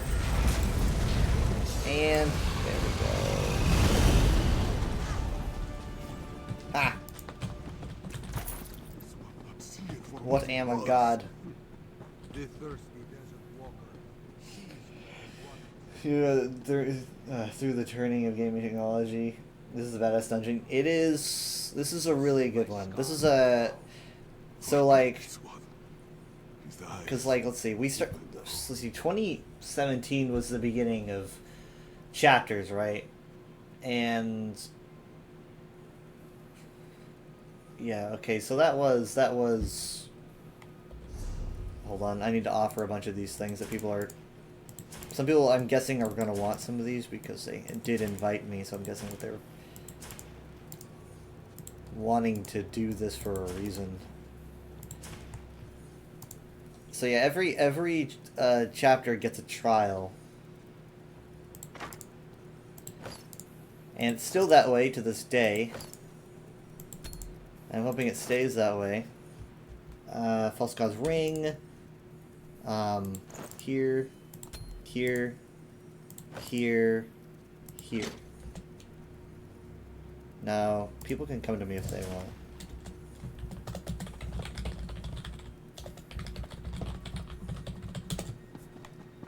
I'm gonna be over here. I just basically like offer everything. I'm just like, come to me if anyone wants any of these. Because I'm not gonna like having to find people. It's much easier for them to find me when I'm off in the distance, like a merchant. Should you wait to max level before you run a trial? No. I mean, like, because, like, well, for one, max level these days, max level is, like, level 3,600 CP. And, I mean, I don't think you can do trials until you're, no, well, I guess, here's the thing. I don't think you can get into a trial unless you're CP, which means you need to be level 50. But, if you're with a group that is okay with you not being level 50, you can just join them and then pour it into the dungeon and the game won't stop you.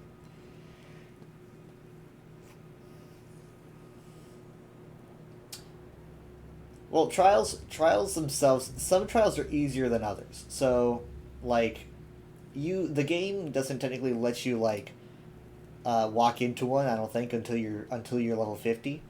So you're like, you know, you're almost halfway there. But once you reach level 50, you're gonna be gaining a bunch of CP, and it's kind of just up to you whether or not you feel like you can do a hard trial.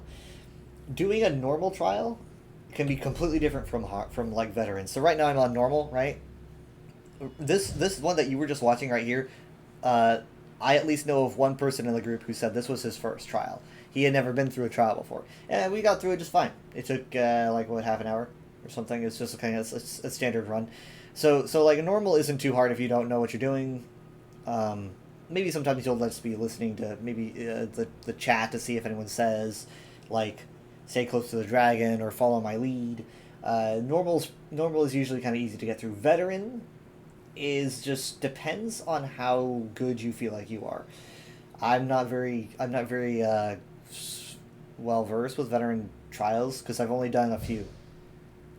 I've only done like Aetherian Archive, Sanctum of Phidia, I think Sanctum of Phidia, and Helrod Citadel, and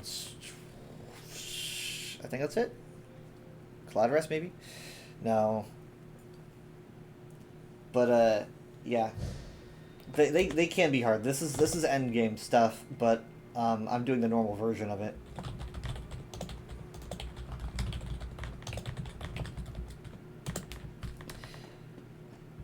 But yeah, I mean, so and they're very exciting. They're all pretty diverse.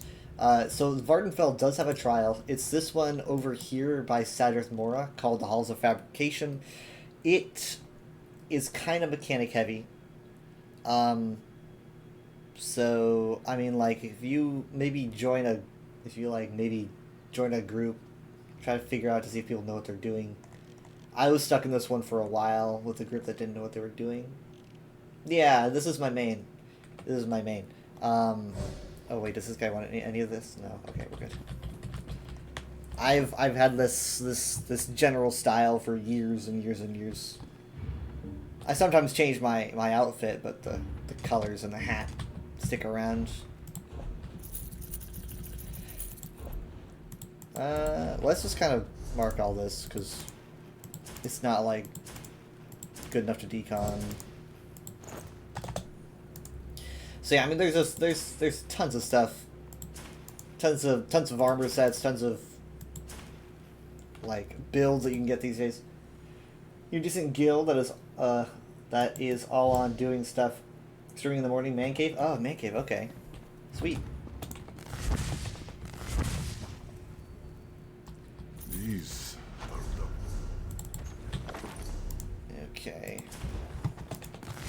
My main guild is the UESP, the Unofficial Elder Scrolls Pages. We're an Elder Scrolls wiki. Like, we're basically just like the ultimate Elder Scrolls archive. We hold a lot of information and documents things, be it lore or be it in-game data, HP, where armor sets are being held, etc., etc. Oh, I couldn't dash there. Sometimes it short circuits in the doorways. Yeah, now it's open. That's cool.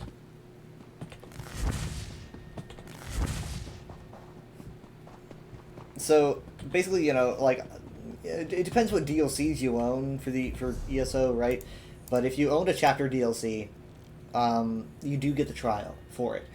Right now, there are 3 trials that are just completely with the base game, and those should be with Craglorn. Craglorn is known as kind of a harder area, more of like a veterans area. It's a little bit easier these days, but it's a good area to kind of test your mettle. Like the more lore roleplay stuff, I guess you'd say. Roleplay is just amazing to watch. I haven't done it myself, but I do like to hang out with the role players, and I've been invited to a couple roleplay guilds I haven't picked up. You're going to probably buy ESO Plus? Okay, awesome. So you're going to have a lot of stuff. Like, a lot of stuff. I buy ESO Plus because it's like, I used to... Well, for one, this is the game that I play the most, so it's like, I feel like I need to. I also stream it the most. But, like, I would also end up buying crowns a lot, and it's like, why bother buying the crowns if I can just buy a subscription and get the crowns with it? But the trials in Craglorn are Aetherian Archive, Sanctum of Phidia, and Helroth Citadel. These are good places to start. I would recommend Craglorn trials if you're starting trials. Specifically, Aetherian Archive. Aetherian Archive, I think, is AA is the place to start. It's very, very pretty. Probably the prettiest trial. It's also very easy to understand how they might work. You like to learn all that anyway, so it's worth it then. If you play it 20-30 hours a week, yes. I mean, at ESO Plus, I think is just very worth it. I mean, like, crafting bag, you get the crowns, you get to dye your costumes, which is kind of why I went for it also in the first place. There's another reason. You get all the dungeons, and the dungeons are, we have so many dungeons these days. You get all the chapters except for the most recent chapter with ESO Plus. And then once the most recent chapter becomes a past chapter, you get that chapter. So it's like you basically get everything in the game except for the most current chapter. If they end up releasing a small zone DLC that year, then you do get that. But if it's a chapter, you have to buy that alone. But yeah, so this is a good place to start. We have a lot of trials and a lot of dungeons. So in terms of dungeons, let me see here. Well, let's just leave the trial for now because we're done. We're gonna go back to Vardenfell. Yeah, before you played it at beta and launch, Thermaton then stopped because middle of nowhere without. Oh, you moved to the middle of nowhere without interrupts. Oh no, okay, I see. Well, things sound very different now. You're able to play, and now just like on the go.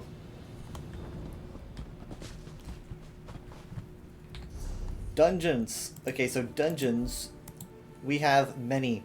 I think overall, we have, well, I guess I could count. So the base game ones, you know, like this, like these have been around since the game's launched, so you probably are kind of familiar with these ones. But there's like part 2s of some of them, so the newer dungeons don't do this. Like the DLC dungeons don't have part 1s and 2s. But there's a lot of base game ones. Base games end right here. Right here is where base game dungeons end. So the dungeon since base game, we've gotten a lot. So starting at Pulsinar and going all the way down to Whitecoat Tower. Of course, some of these were a thing by the time that you had played last. Whitecoat Tower was a thing. Imperial City Prison was a thing, I'm pretty sure. Yeah, there's a lot of dungeons. And they've got their own, like, style pages, veteran modes, hidden bosses, whatnot. We got some pretty good ones this year. In quarter 4, which is probably coming in November, I think, which is the last quarter of the year, we're going to be getting a 2-player infinite dungeon. It is a dungeon that you do with a buddy that apparently is everlasting. At least that's what they said. We're going to be getting a stream on Twitch in a couple days, on the 14th, I think they said. That will be going into showing it off or talking about it. I think people know things. You know, the house customization? Yeah, there's I've seen people do some crazy stuff with furnishing. I can't do it well enough. I have a house, but it is nowhere near what some people have done with their houses. Yeah, there's a lot of good ones. My personal favorite dungeon is Unhallowed Grave. This is the dungeon that came out in like early 2020, and it completely, in my opinion, it really changed how dungeons in ESO were done. It's just, to me, it's just my definite favorite. It's got secret bosses, it's got good rewards, in my opinion. Your little one room in Vivek City is that it's a good place to start. You gotta start somewhere so that you can take screenshots and then compare those screenshots to where you're gonna be 5-6 years from now. And be like, look at that, I had that little room, and now I'm here. Now I've got a castle in Daggerfall. Or outside of Daggerfall, overlooking the coast. Now, Trials, you can't queue for. Trials, you don't just queue for. You need to join a group for Trials. And so you'll have a lot of guilds. Maybe Man Cave does those as well. And so maybe you'll be able to get some trial groups from there eventually. But, like, if you want to get to a trial, usually, unless you see someone advertising it in Zone Chat, you want to go to Craglorn, this place where I pointed out and I said, it's got 3 trials here. You want to go here. This is the place where people are going to be picking other people up for trials. You know, this is the place that you want to be. People are going to be offering things. DJ Skij, do I have an opening? I might be able to make an opening. Hold on. I'll make a note to make an opening.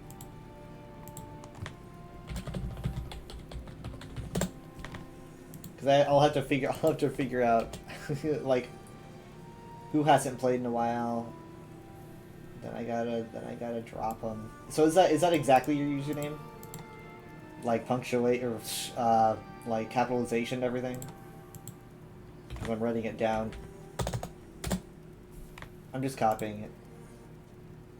Okay, perfect. Okay, that's your character. All right, that'll actually help a lot. Because if the username doesn't work, I'll do the character name. Because that's a good plan B. Okay. All right, so what was I gonna say? Oh yeah, so yeah, if you want to get into a trial, this is a good place. This is this city, Belcar, is this little tiny like settlement in Craglorn, and you want to be here. People are gonna be here picking up, doing stuff for trials. You can craft, you can change your outfit, you can visit the inn, you can visit the bank. It's really just got everything to prep for like doing some trials, doing some deconning after you get all that gear. Your son named him. He's 4 years old. It's a perfect name.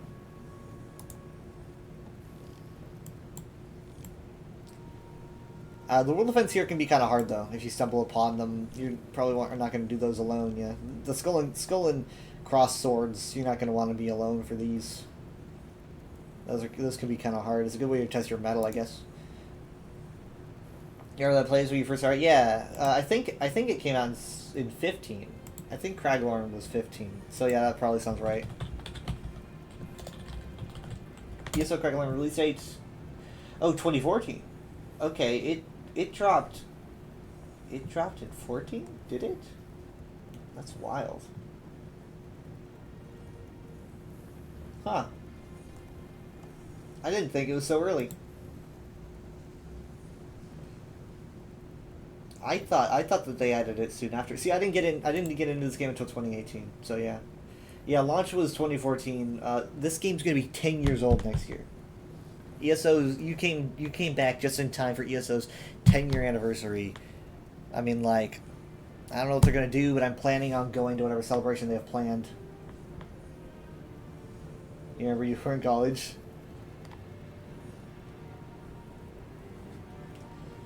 So yeah, this is a good place. So here's the chapters. If you get ESO Plus, let me show you all the zones you're gonna be getting.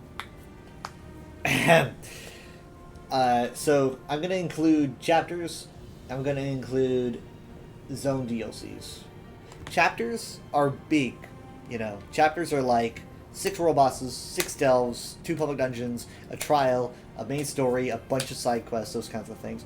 Zone DLCs are kind of like half of that, right? It's like 2 bosses, 2 delves, main story. They can still be super high quality though. There's some really great small zone DLCs. But if I say zone DLC and chapter, that's the difference. They're both zone DLCs, but a chapter is the big one.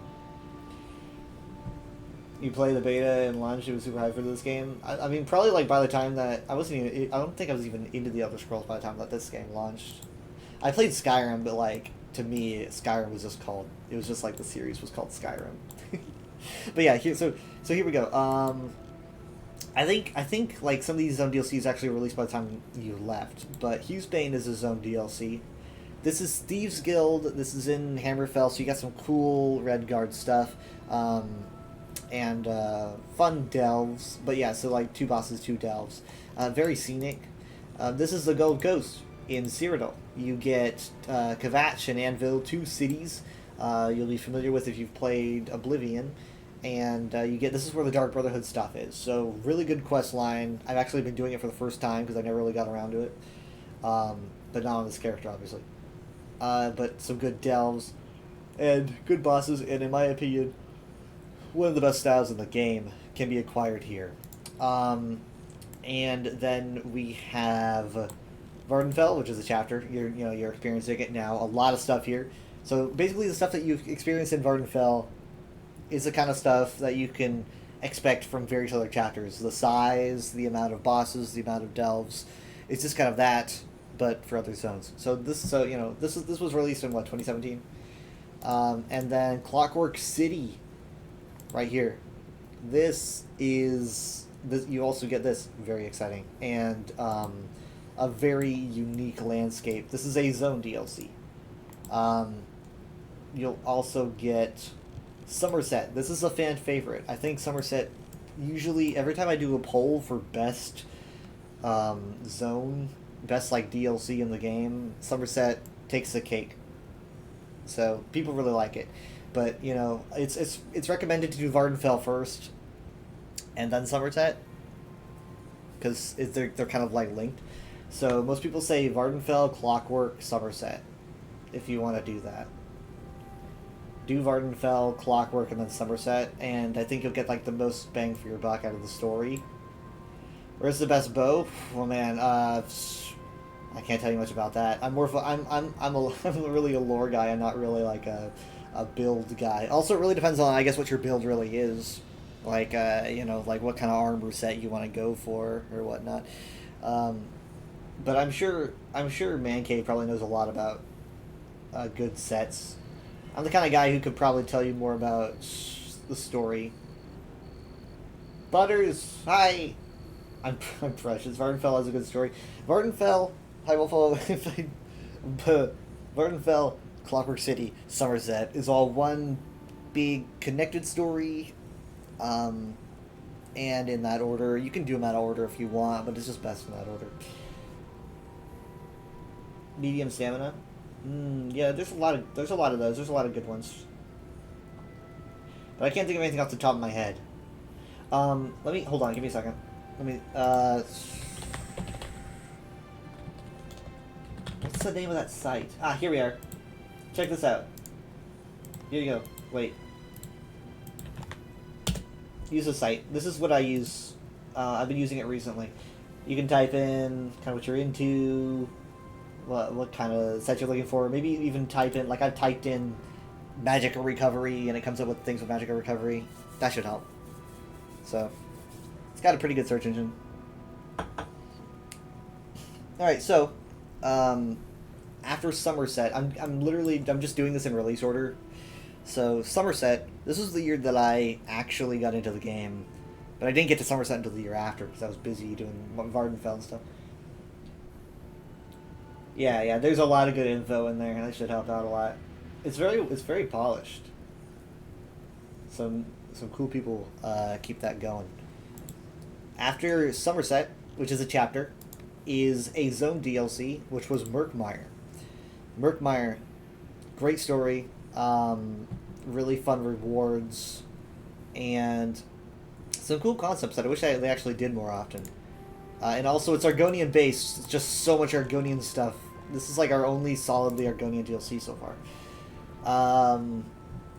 And then it became 2019 after that, and it became Year of the Dragon, or also Year of the Khajiit.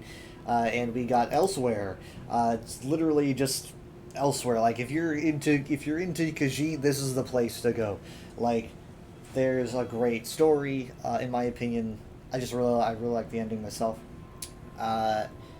And this is a chapter, so all the world bosses and delves, just tons of content, and some really good stuff to collect in the public dungeon. Specifically, Orc Rest has some really good stuff. After Northern Elsewhere, a Zone DLC was released for Southern Elsewhere. Southern Elsewhere is Elsewhere, but also Southern. It continues the Northern Elsewhere story, basically. So it's like Northern then Southern, you know, and has some really good bosses, and I like the dailies and dragon fights. Both Elsewhere zones, you're fighting dragons. Like, in my opinion, personally, I find it way more exciting than fighting a dragon in Skyrim, because you're with a lot of other people, and the dragons feel a lot more deadly. It feels like you're like actually with an army having to fight a dragon instead of just like one dude. I personally find it more exciting. And the environment's really pretty. You also haven't done a bad quest yet, or one that you just like? I think same. You know, the quests are just... I was doing one just yesterday I never done before. They're just really well done. So, yeah, so like, here's the thing, when Elsewhere started, this was 2019, when Elsewhere began, they started doing a new type of thing called a year-long story. And a year-long story meant they were going to release all their DLCs they were releasing over the course of the year, which is 4 quarters, were all going to be connected into one story.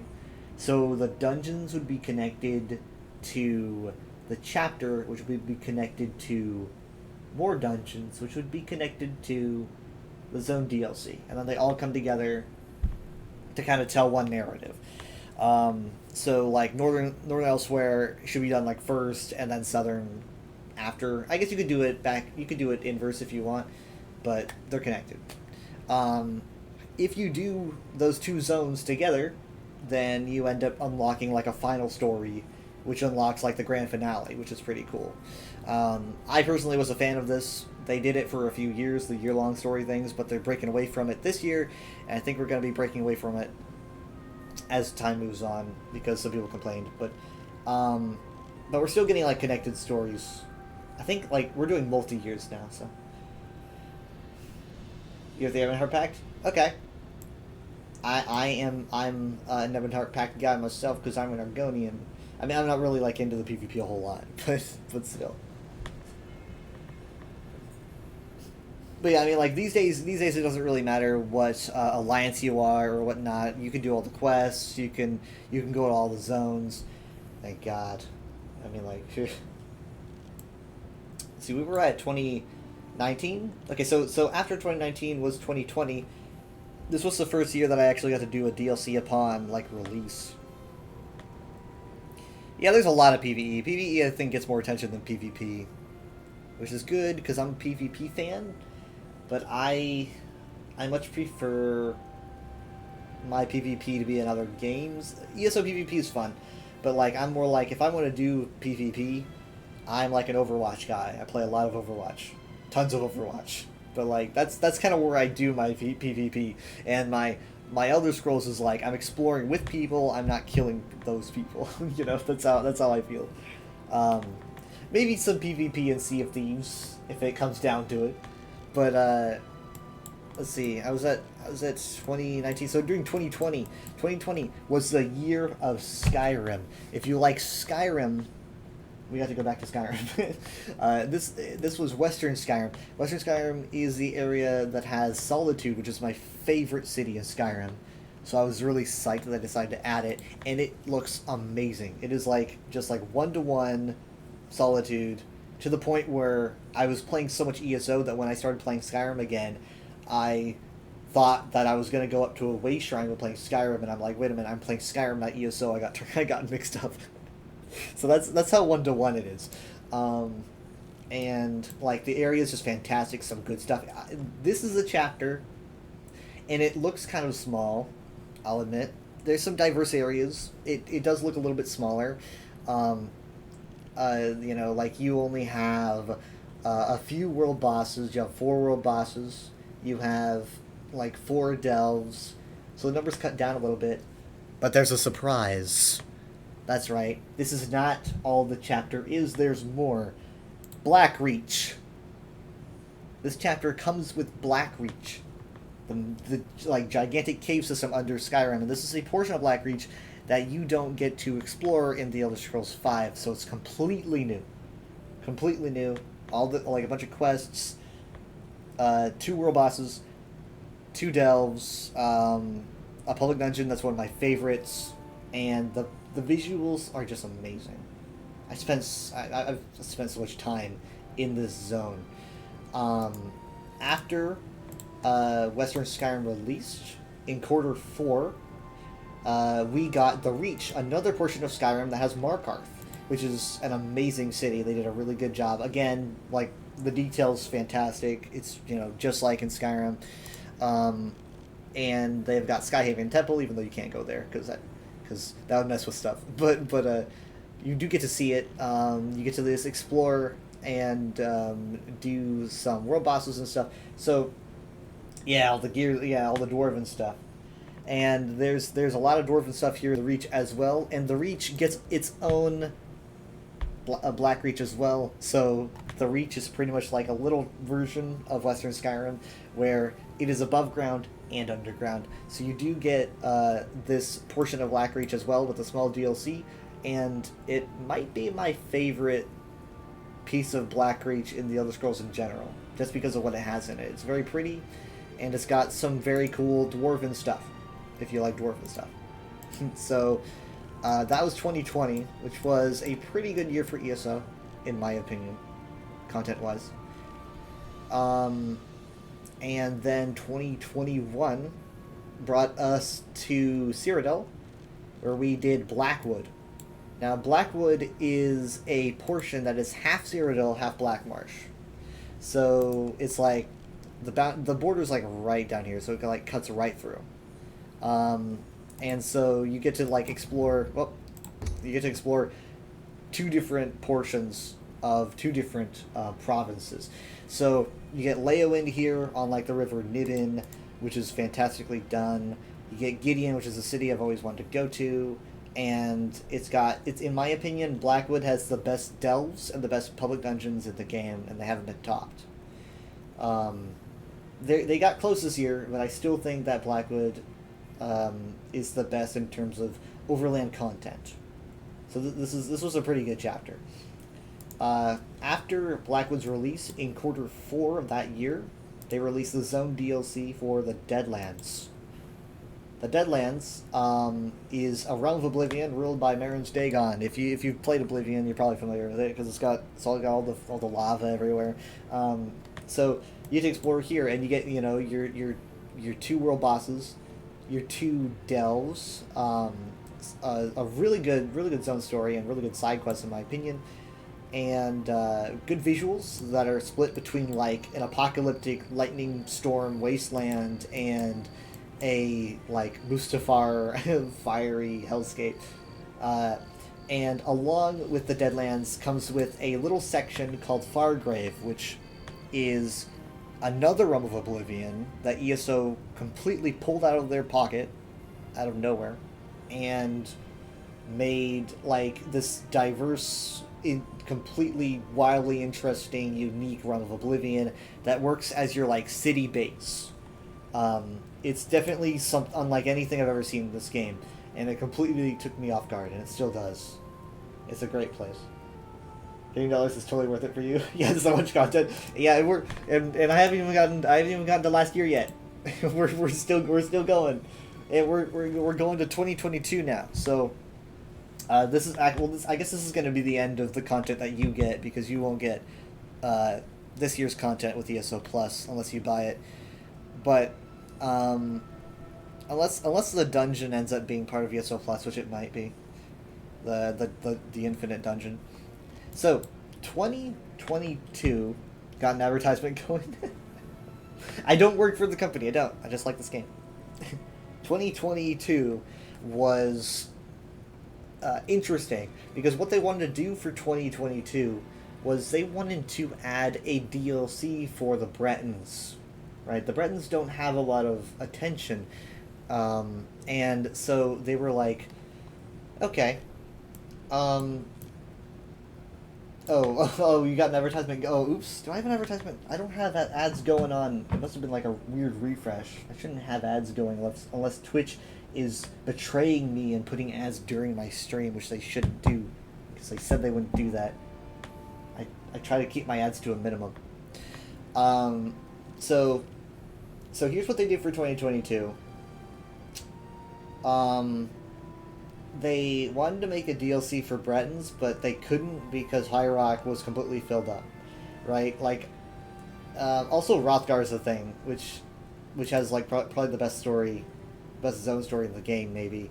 I don't remember when it released, so it might have been out by the time you last played, though. All about orcs, if you want that, it's just a fantastic zone. However, okay, so Bretons, you can't do anything with Bretons because High Rock is filled up. So here's what they came up with. They decided to take an idea from 1998, I believe it was. They looked at a map from The Elder Scrolls Adventures Redguard, and they saw an island chain, and they were like, has anyone used this? And the answer was no. No one's really used this island chain, right? It's just kind of like been in the lore. And they were like, well, what if we did that? What if we had an island, like, paradise that was like, colonized by Bretons as, like, a castle island kind of adventure vibe? And so that's what they did for 2022. Without any space to put Bretons in High Rock, they decided to have them be Experience here. tranquility. Thank you so much for the raid. It's appreciated. It's been a while. That took me by surprise. I'm advertising ESO while playing ESO. And apparently I've also got ads on, which is weird. That shouldn't be happening. But yeah, thanks so much for the raid. What were you up to? What were you doing? Oh, let me turn the legends off here. There we go. Splash raid. I'm not even usually playing ESO at this point. I'm usually playing Overwatch or Starfield or something, but today's been an interesting stream. So I was just describing. I'm going through ESO DLCs, not including dungeons, and explaining things that were released in chronological order. So I just hit High Isle, which was last year, and so High Isle. Let's show at least yeah, this stuff, because this stuff's important. Starfield for a long time. Oh man, yes, I've been playing so much of Starfield. So High Isle, Bretons, Druids. If you like castles, this was the place for you. Like, this year was pretty good, and it was very new. It was the Elder Scrolls. It was ZeniMax taking something, and transforming it and making it feel like it was always in the lore, by working very hard, because otherwise it felt like it was like shoehorned in, but they instead made it feel very welcome into the series, and now it just kind of feels like it was always there. They just did such a good job. I mean, I don't really know how they did it, but they basically released a book series with this chapter that you can find in the Zone, and it explains the history of the islands and how it reflects on various other things that happened on Tamriel and how those things reflected on the island, and it just made High Isle just really just work. For quarter 4, they released the third island in the island chain called Galen, and Galen is like a tiny High Isle, and you still get the island vibe with the castles and the druids and stuff, but this little island here has what might be the best forest in the game. I mean, like Valenwood's great. The Valenwood zones are fun, but this is like if they did Valenwood in the modern day, like with the technology and understanding they have of the engine. Now, in my opinion, it's not that big of a forest because it's a small zone, but it's a great forest, and the lava just really makes it pretty. It looks very prehistoric. Very prehistoric vibes on Galen. I could go on about the Galen and Druid stuff because of how much I enjoyed how they incorporated it, but we're gonna move on to 2023, where this year we got 2 zones. We got the Telvanni Peninsula. This zone is a portion of Morrowind that is to the southeast of Vardenfell, and it is a location where the Telvanni just kind of have all the power at this point in history. Telvanni have loads of towers. They have loads of influence and power, and so if you like Telvanni, this is a place for you. The bosses are really good. This is probably one of my favorite bosses in the game, to be honest. And I like the side quests. The delves are very diverse. Public dungeons very exciting. And in my opinion, the best city in the entire franchise, Necrom. It's just how I feel personally. I think that Necrom is literally the best city created for the Elder Scrolls. Vivec City is probably really close, but I just really like Necrom, and I'm very proud of all the work they put into it. And it really just blows me away. And I mean, and this is coming from someone that was literally living and breathing Necrom news before it released. I'm still not tired of it. And so along with the zone, we got another zone paired with it, Apocrypha. If you've played Skyrim, there was a DLC released with Skyrim called Dragonborn, where you go to Apocrypha and meet Hermaeus Mora and all that stuff. This is that, but most of the DLC, tons of tons of bosses, tons of delves. If you like Apocrypha, you're gonna like everything they have to offer here. There's 2 different sections. This is a whole new section of Apocrypha that they made up for. They added into the lore, and it's kind of delving more into what Hermaeus Mora stands for, what his sphere is on a more the different side of the same coin, as it were. And the story for the Telvanni Peninsula is very, very good. Necrom's main story that came out this year was a huge step up, and I did get it spoiled before release because public test server people were talking, but that doesn't change the fact that the story is just well paced, and well done with fun characters and exciting stakes. And so, yeah, I would say, I mean, like, this is what released this year, so this will not be included with ESO Plus until whatever releases next year happens. So if you want this, you'll probably, unless there's a sale for like $20, you'll probably have to pay $40 for it. But in my opinion, Necrom, this chapter, is probably my favorite. I would say that, like, I've been living and breathing this chapter. It's just got so much in it for me, and I still got a lot of side quests to do. Yeah, I highly do advise it. Okay, so I'm leaving out a bunch of stuff as well. I'm just doing, like, I'm skipping dungeons. I'm skipping, I'm skipping, like, the stuff that some of these chapters come with, like the things like Tales of Tribute, classes. You know, it's like a whole nother game, right? Yeah, there's just so, like, each of these chapters feels like another game in my opinion. I think I don't know. Do you get the classes if you have ESO Plus? I'm not sure. I don't remember. Let me see. You might have to buy the classes by itself in the store, but I'm not sure because I never received a class via ESO Plus. Yeah, you might have to actually buy the class by itself, because I don't know if you get it with Plus, but you might. So, I don't know, do you get Tales of Tribute and... Do you get, like, Tales of Tribute and stuff?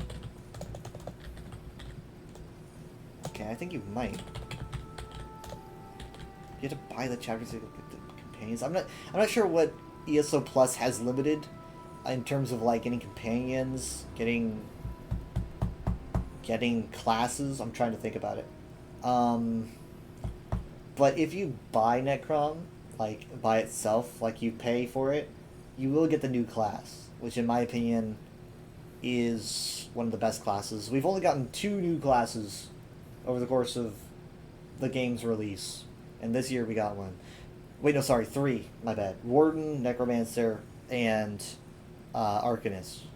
I was thinking 2. That can't be right. Yeah, so Vardenfell released the Warden, which is also very cool.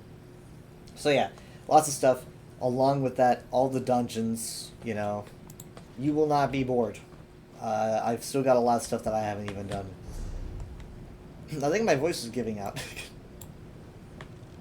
But yeah, I mean, like, there's a lot of details for these, you know, different rewards that you get in different things. Chulef Tinth has fun rewards. Forgotten Wastes practically killed me, but it's got a fun reward that you can collect. You got stuff from when you had ESO Plus before. You had a bunch of unused dies, scrolls, and pets, and other stuff. Nice. Another thing I like about ESO Plus is that how it just kind of gives you a bunch of crowns, which I find nice because I just like to treat myself. So, I think this might be my last point, even though there's like a zillion other points.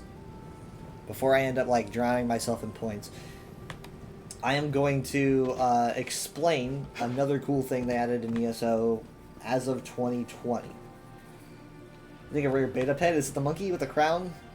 I've seen people with like a monkey and a crown. I got it in the game late. I don't have that. But so there is a system now in the game where you obviously we have a store, right? And it's like you can use your crowns to buy stuff in the store. And you can use gems as well. If you like get crates and stuff and you crush them up into gems, you can spend gems on stuff in the store as well. But it's slow going. So here's what they added in 2020. They added something called Seals of Endeavor. Monkey with the crown. Ah, you're so lucky. That's such a flex, such a status symbol to have that.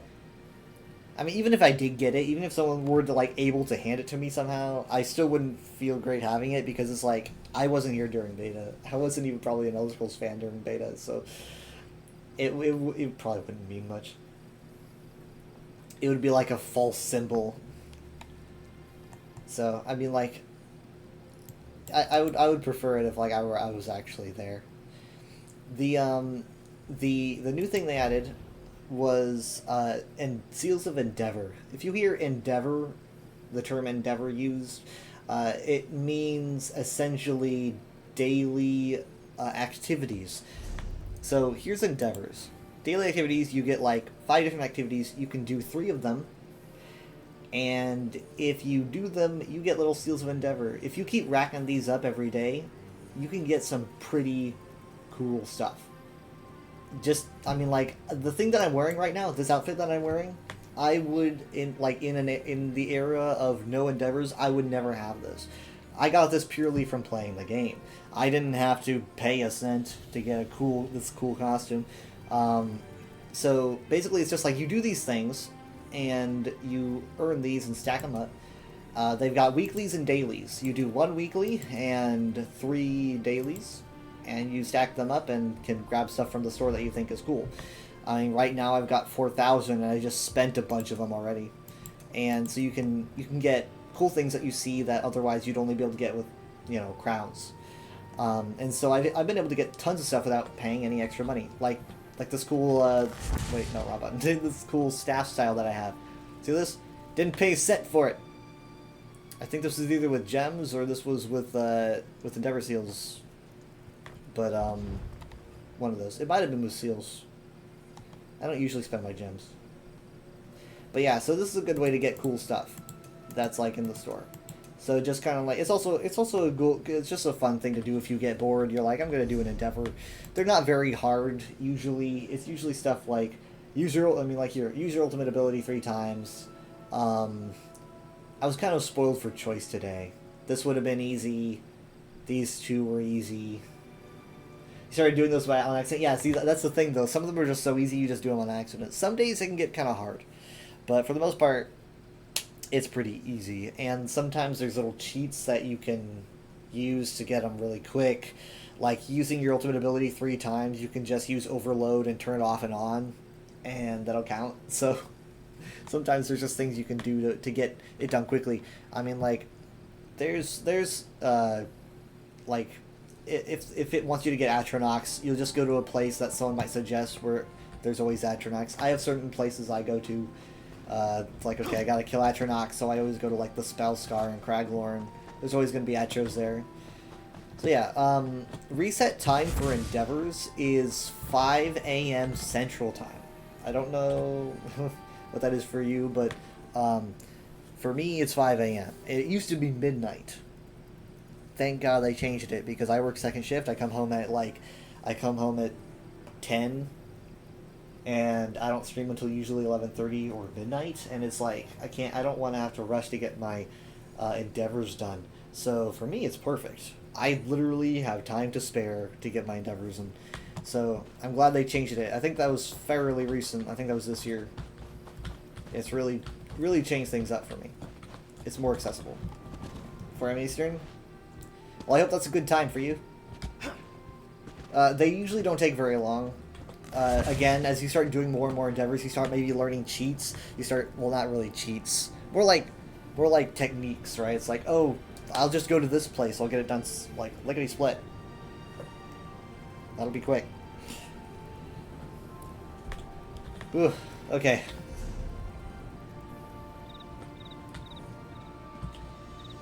You're in Upper Peninsula, Michigan? Oh, okay, I see. I did get all mine done. Also, if you're leveling up, a good way to level up is obviously doing quests.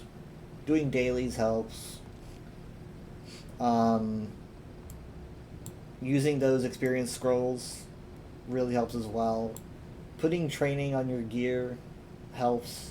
I'm not sure how much, but people do that, make training gear. Yeah, they've been doing a really good job on this game. Like, it's just like pretty consistent quality, you know. Best quick XP is dailies.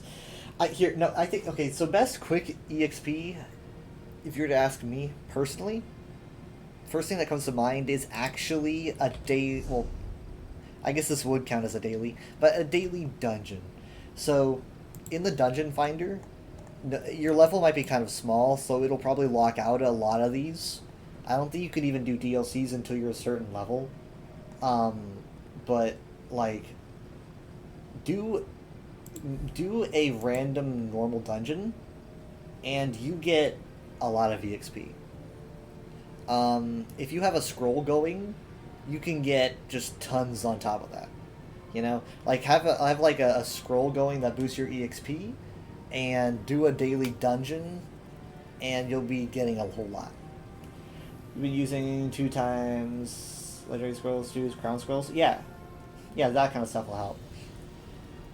But here's the thing: this will only work once a day. So like again, reset time is 5 a.m. I'm pretty sure that works for everything. So like before 5 a.m. you do a random dungeon, and once it's done, it's done. You need to wait until reset happens, and then you can do another one. So like maybe doing it close to reset would be a good idea, but not so close that you end up finishing it after the reset. I don't know. That way you get to do like multiples in one scroll. But yeah, I mean like it gets harder to level up as you keep going. You know, it starts getting more and more resistant against you. But you'll make good distance jumping forward, I think, if you just keep doing daily dungeons on scrolls. That'll help a lot. Yeah, I think that's the best way to just get quick XP. There's other ways that people would advertise to you, but I think that's just like the most simple and convenient way.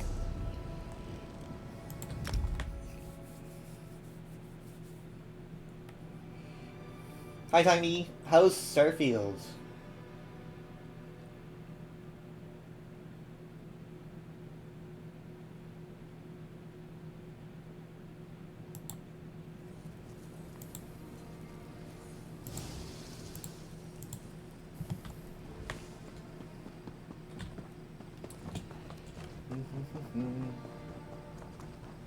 I don't have anything to get rid of, do I? Nope.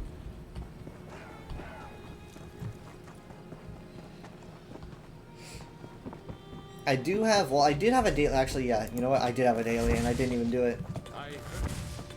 I had 2 of them, but I'm not going to do Dubdil Alar, because no one's wanting to help me with it.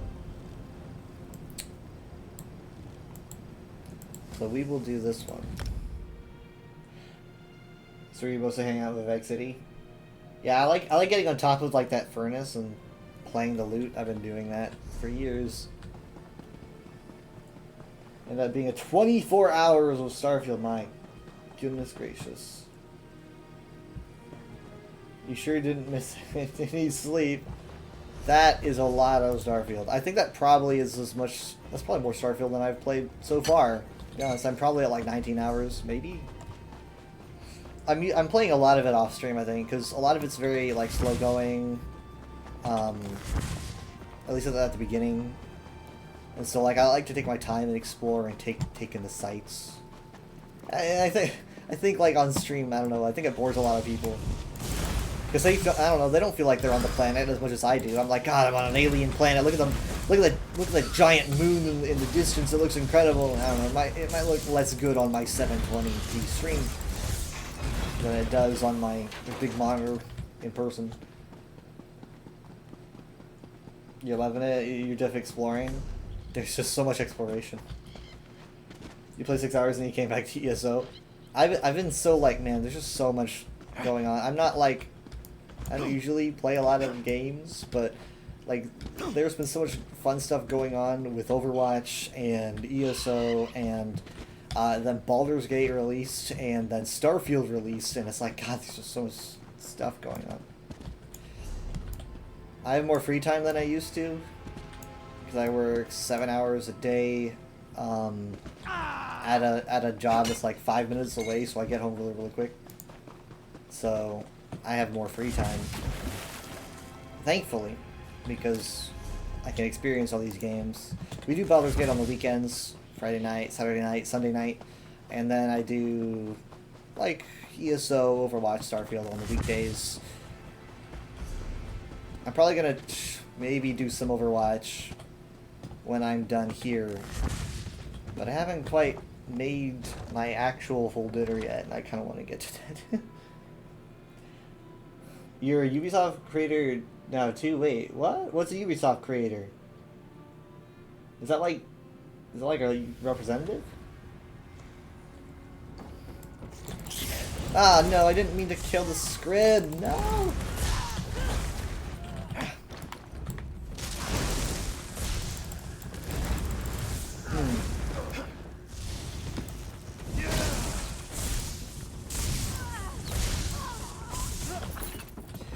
Okay. Yep. Oh my goodness gracious. That's so cool. Ubisoft representative.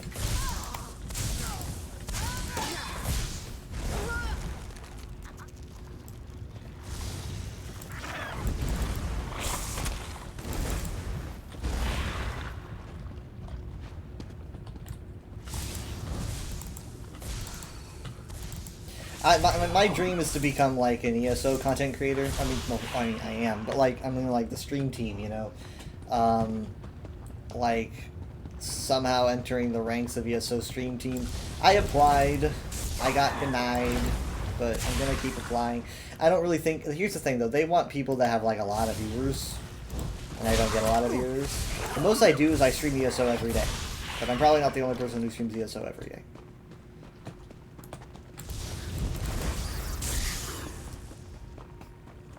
I mean, like, I do have a title under my belt, even if I'm not an ESO content creator. I am the streamer for the UESP, and that's, like, beyond anything I ever thought I would get to achieve, so... Speaking of which, I'm thinking, because I am gonna be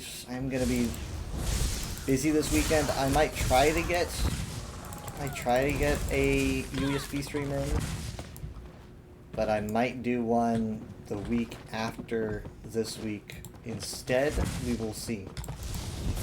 Because I had learned today or yesterday that I'm going to have something going on the weekend. Streamed more than any other streamer on Twitch in 2022. ESO? Did you? Wait. Or another game.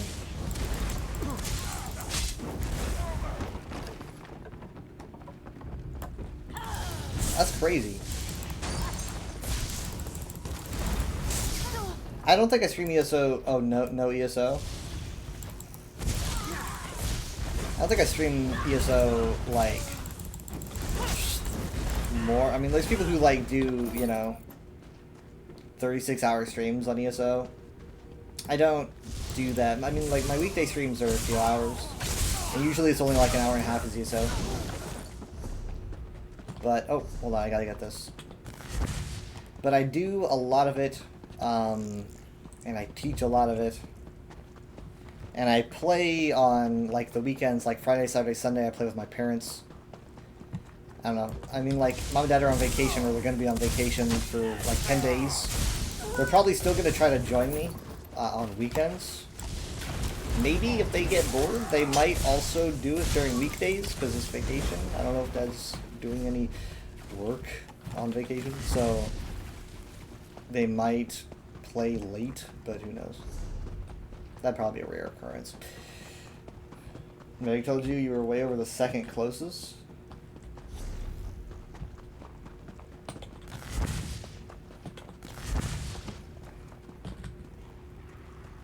There's someone else in here.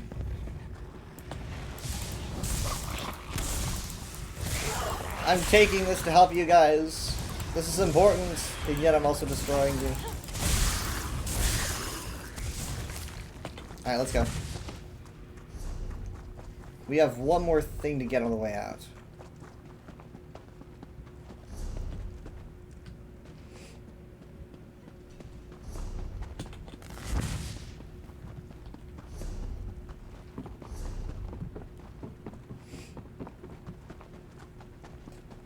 You just like other games too much?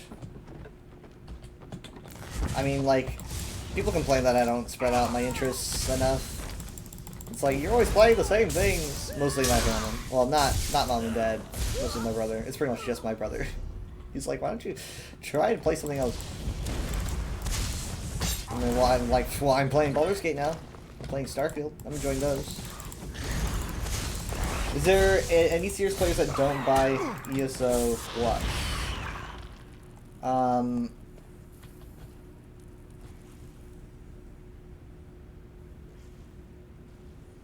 I mean, I don't think so. I mean, like, if they can afford it, if they can afford it and they play it a lot, I don't really see why they wouldn't, because of all the perks that it gives you. You know, I mean, like, even when I wasn't making as much money as I am now, I was getting ESO plus, but also again, it's just kind of what I'm known for, ESO. People come to me for Elder Scrolls. Usually when I start playing another game, my viewing drops off, except for, like, lately Baldur's Gate and Starfield's been getting a lot of attention because they're new, I think.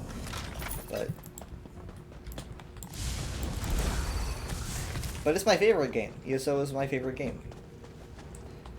It's probably, like, ESO and Minecraft are tied for my favorites, probably. Some days I feel like one is one, some days I feel like it's the other. I'm thinking I'd probably put ESO above Minecraft, but like, just by a smidgen.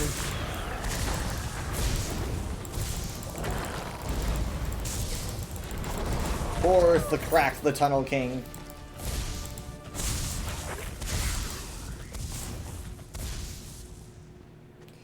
Stream, focus on one game. Used it for over a year. I've been focusing on this game since I started streaming, which was mid-2019. Yeah, I think it was summer 2019 when I started streaming. I don't remember my first stream, but that's, I mean, like, I've been live pretty much every single day. Not for years, but like maybe the past few years, with like maybe a few days off.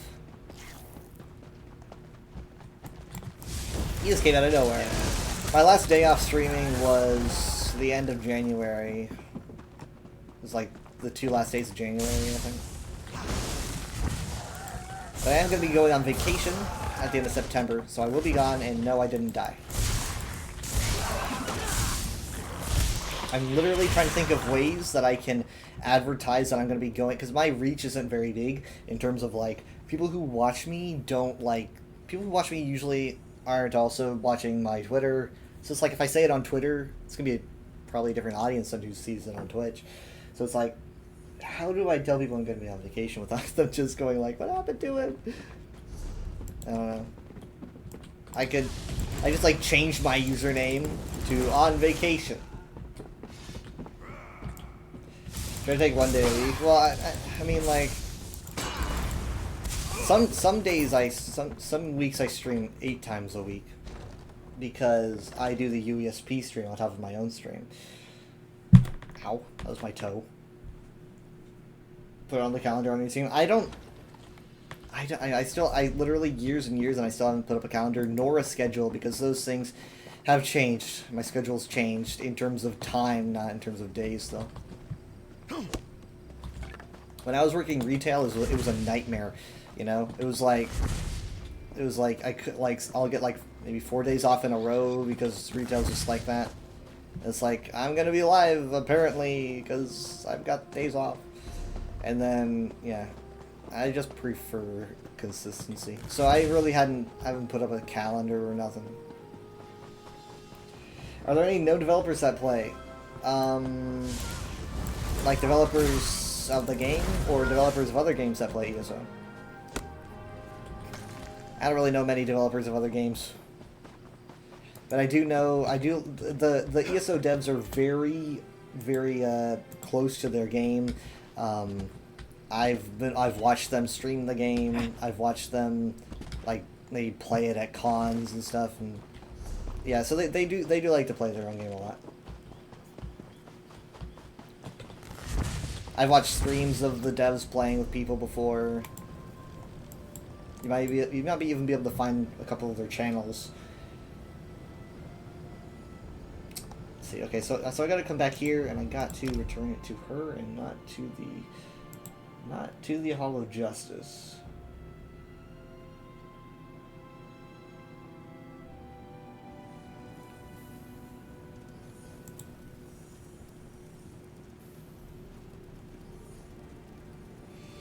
Hmm.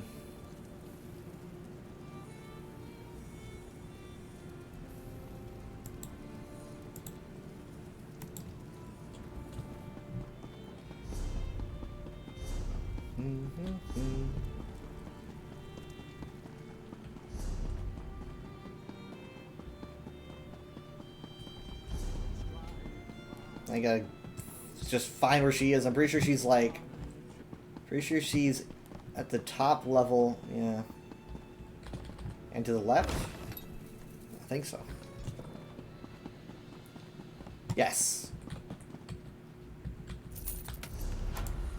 This is like the daily it handed me last time, so... Easy to remember.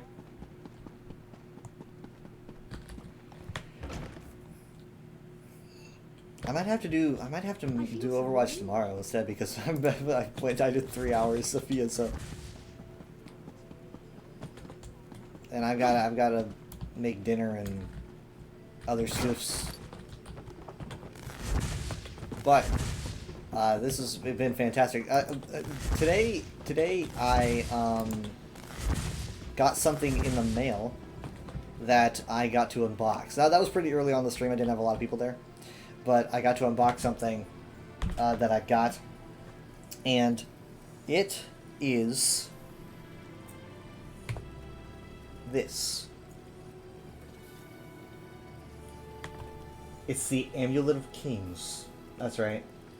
It's the actual Amulet of Kings. This is a rare model that they were selling for, like, literally, I think it's sold out now because it was limited time. And they only sold it for like a week, right? There's only like about 2,000 of these in the entire world, and I got one. Thank you so much for the lurk, and it's appreciated. Yes, look at me in my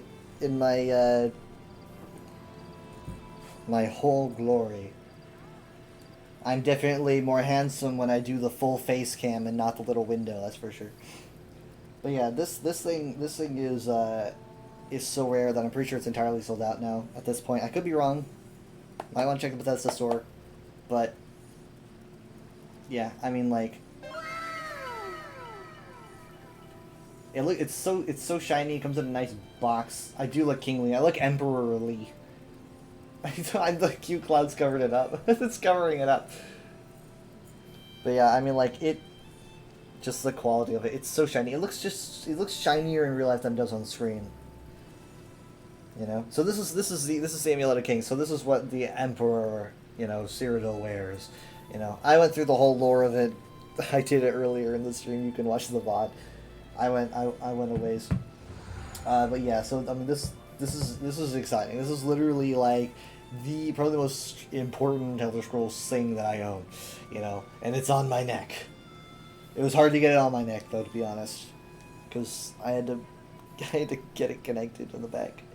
But yeah, so yeah, this was special. It was a gamble to get it. I was like, should I get it? Should I wait to see if it gets, like, is it gonna get sold out or what? And I grabbed it, and then not too long after, it was like, yeah, sold out. I was like, God, they must have sold like hotcakes.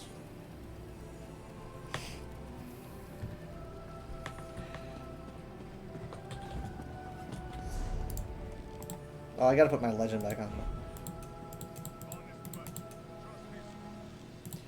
I can go to my main house, not my college. My main house is a mess.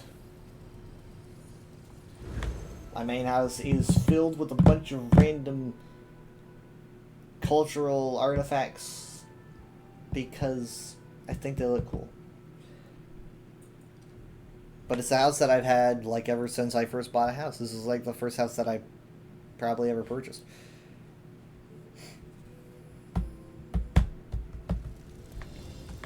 I put the moon gate in front. It's not the house doesn't usually have this, but I added it. Yeah, this is where I've lived for years. I can change the time of day now, though. Pretty wild. This does not come with the house, by the way. This does not come with the house.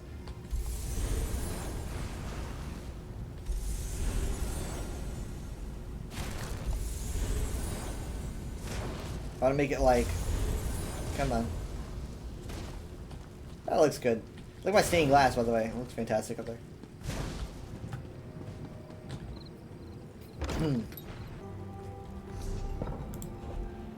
Gotta sell. Fez is over here. I can sell to him. Unburden your pack at a I gave him a reasonable comfy rate of chair. trade. Yes, yes.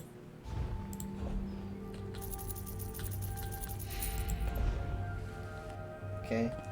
Where is he getting all this gold to give to me? This was my proto library. This was like the library that I have. This is just my immediate library I have in my house. It's not much. It's nothing really compared to the library I have in my college now. So I decided to just kind of like put a library in there and leave this one here. This is pretty sweet as well. It's like Nedic platform, the celestial platform, what do they call it? Altar of Celestial Convergence. It's pretty cool. It's Moon Gate, Moon Temple pad here on the ground. The music is coming from this music box, which is the Enigmas of the Elder Way, which is a Psijic music box. Aeon Stone, Morahas, Idol, and my room with my big beacon of Tower Zero and my Vardenfell map. I wish they did these maps for every chapter. Unfortunately, they've only done one for Vardenfell. But it's just like visitor center energy.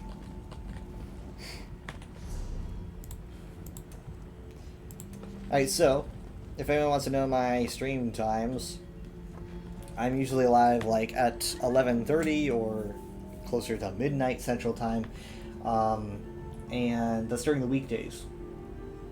Sorry, that's like during like most of the weekdays. It's like Monday through Thursday, you know, is that kind of schedule. On Friday, I'm usually earlier.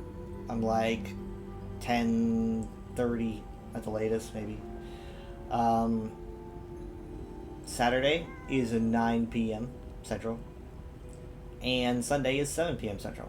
And at this point, maybe I should set up a calendar.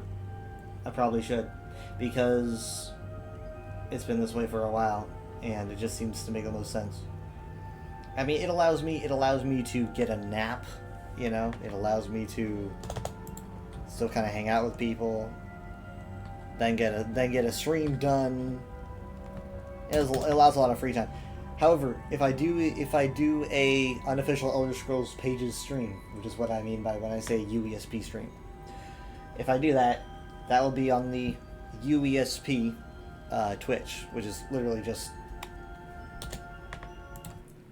shout out UESP, that channel.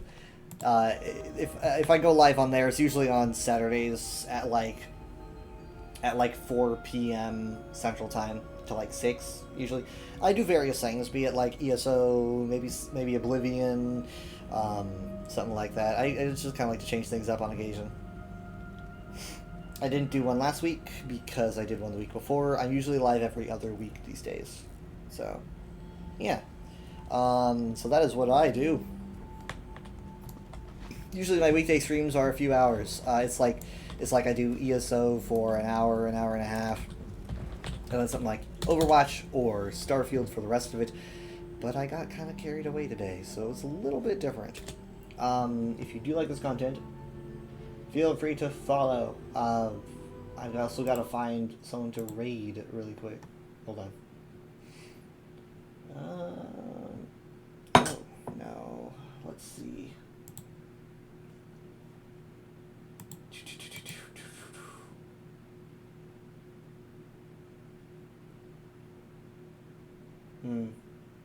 We could do... I'm trying to find someone who's playing ESO, but not many people on my list are playing ESO.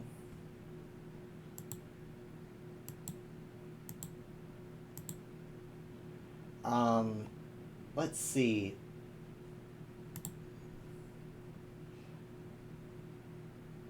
Yeah, let's do Twisty. That's a good idea.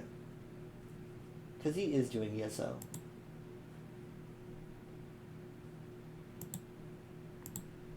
Okay. I'm trying to get it to... There we go. Go back to the chat. Am I having frame issues? Sorry, I thought I just saw a frame drop. Give me a second.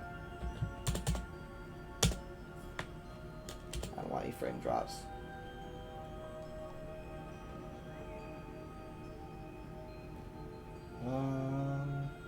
Oh, that's right. You wanted me to add. Oh my god, you wanted me to add you on. Yeah, it's in my notes. I'll probably remember to do that literally as soon as I'm done. I'll get to work on it because I still gotta add you as a friend. Hopefully it'll find you.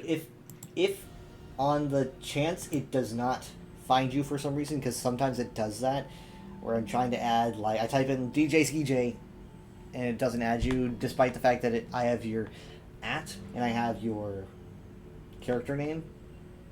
Maybe you pop back in here around my next stream and I'll let you know that it just won't pick up for some reason, and maybe I'll have you add me instead, because I don't want it to make it look like I forgot, you know?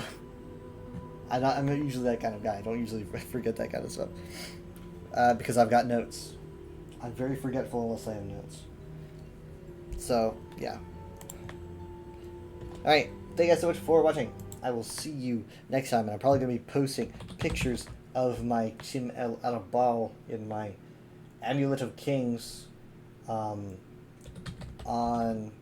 Twitter, which I do have a Twitter,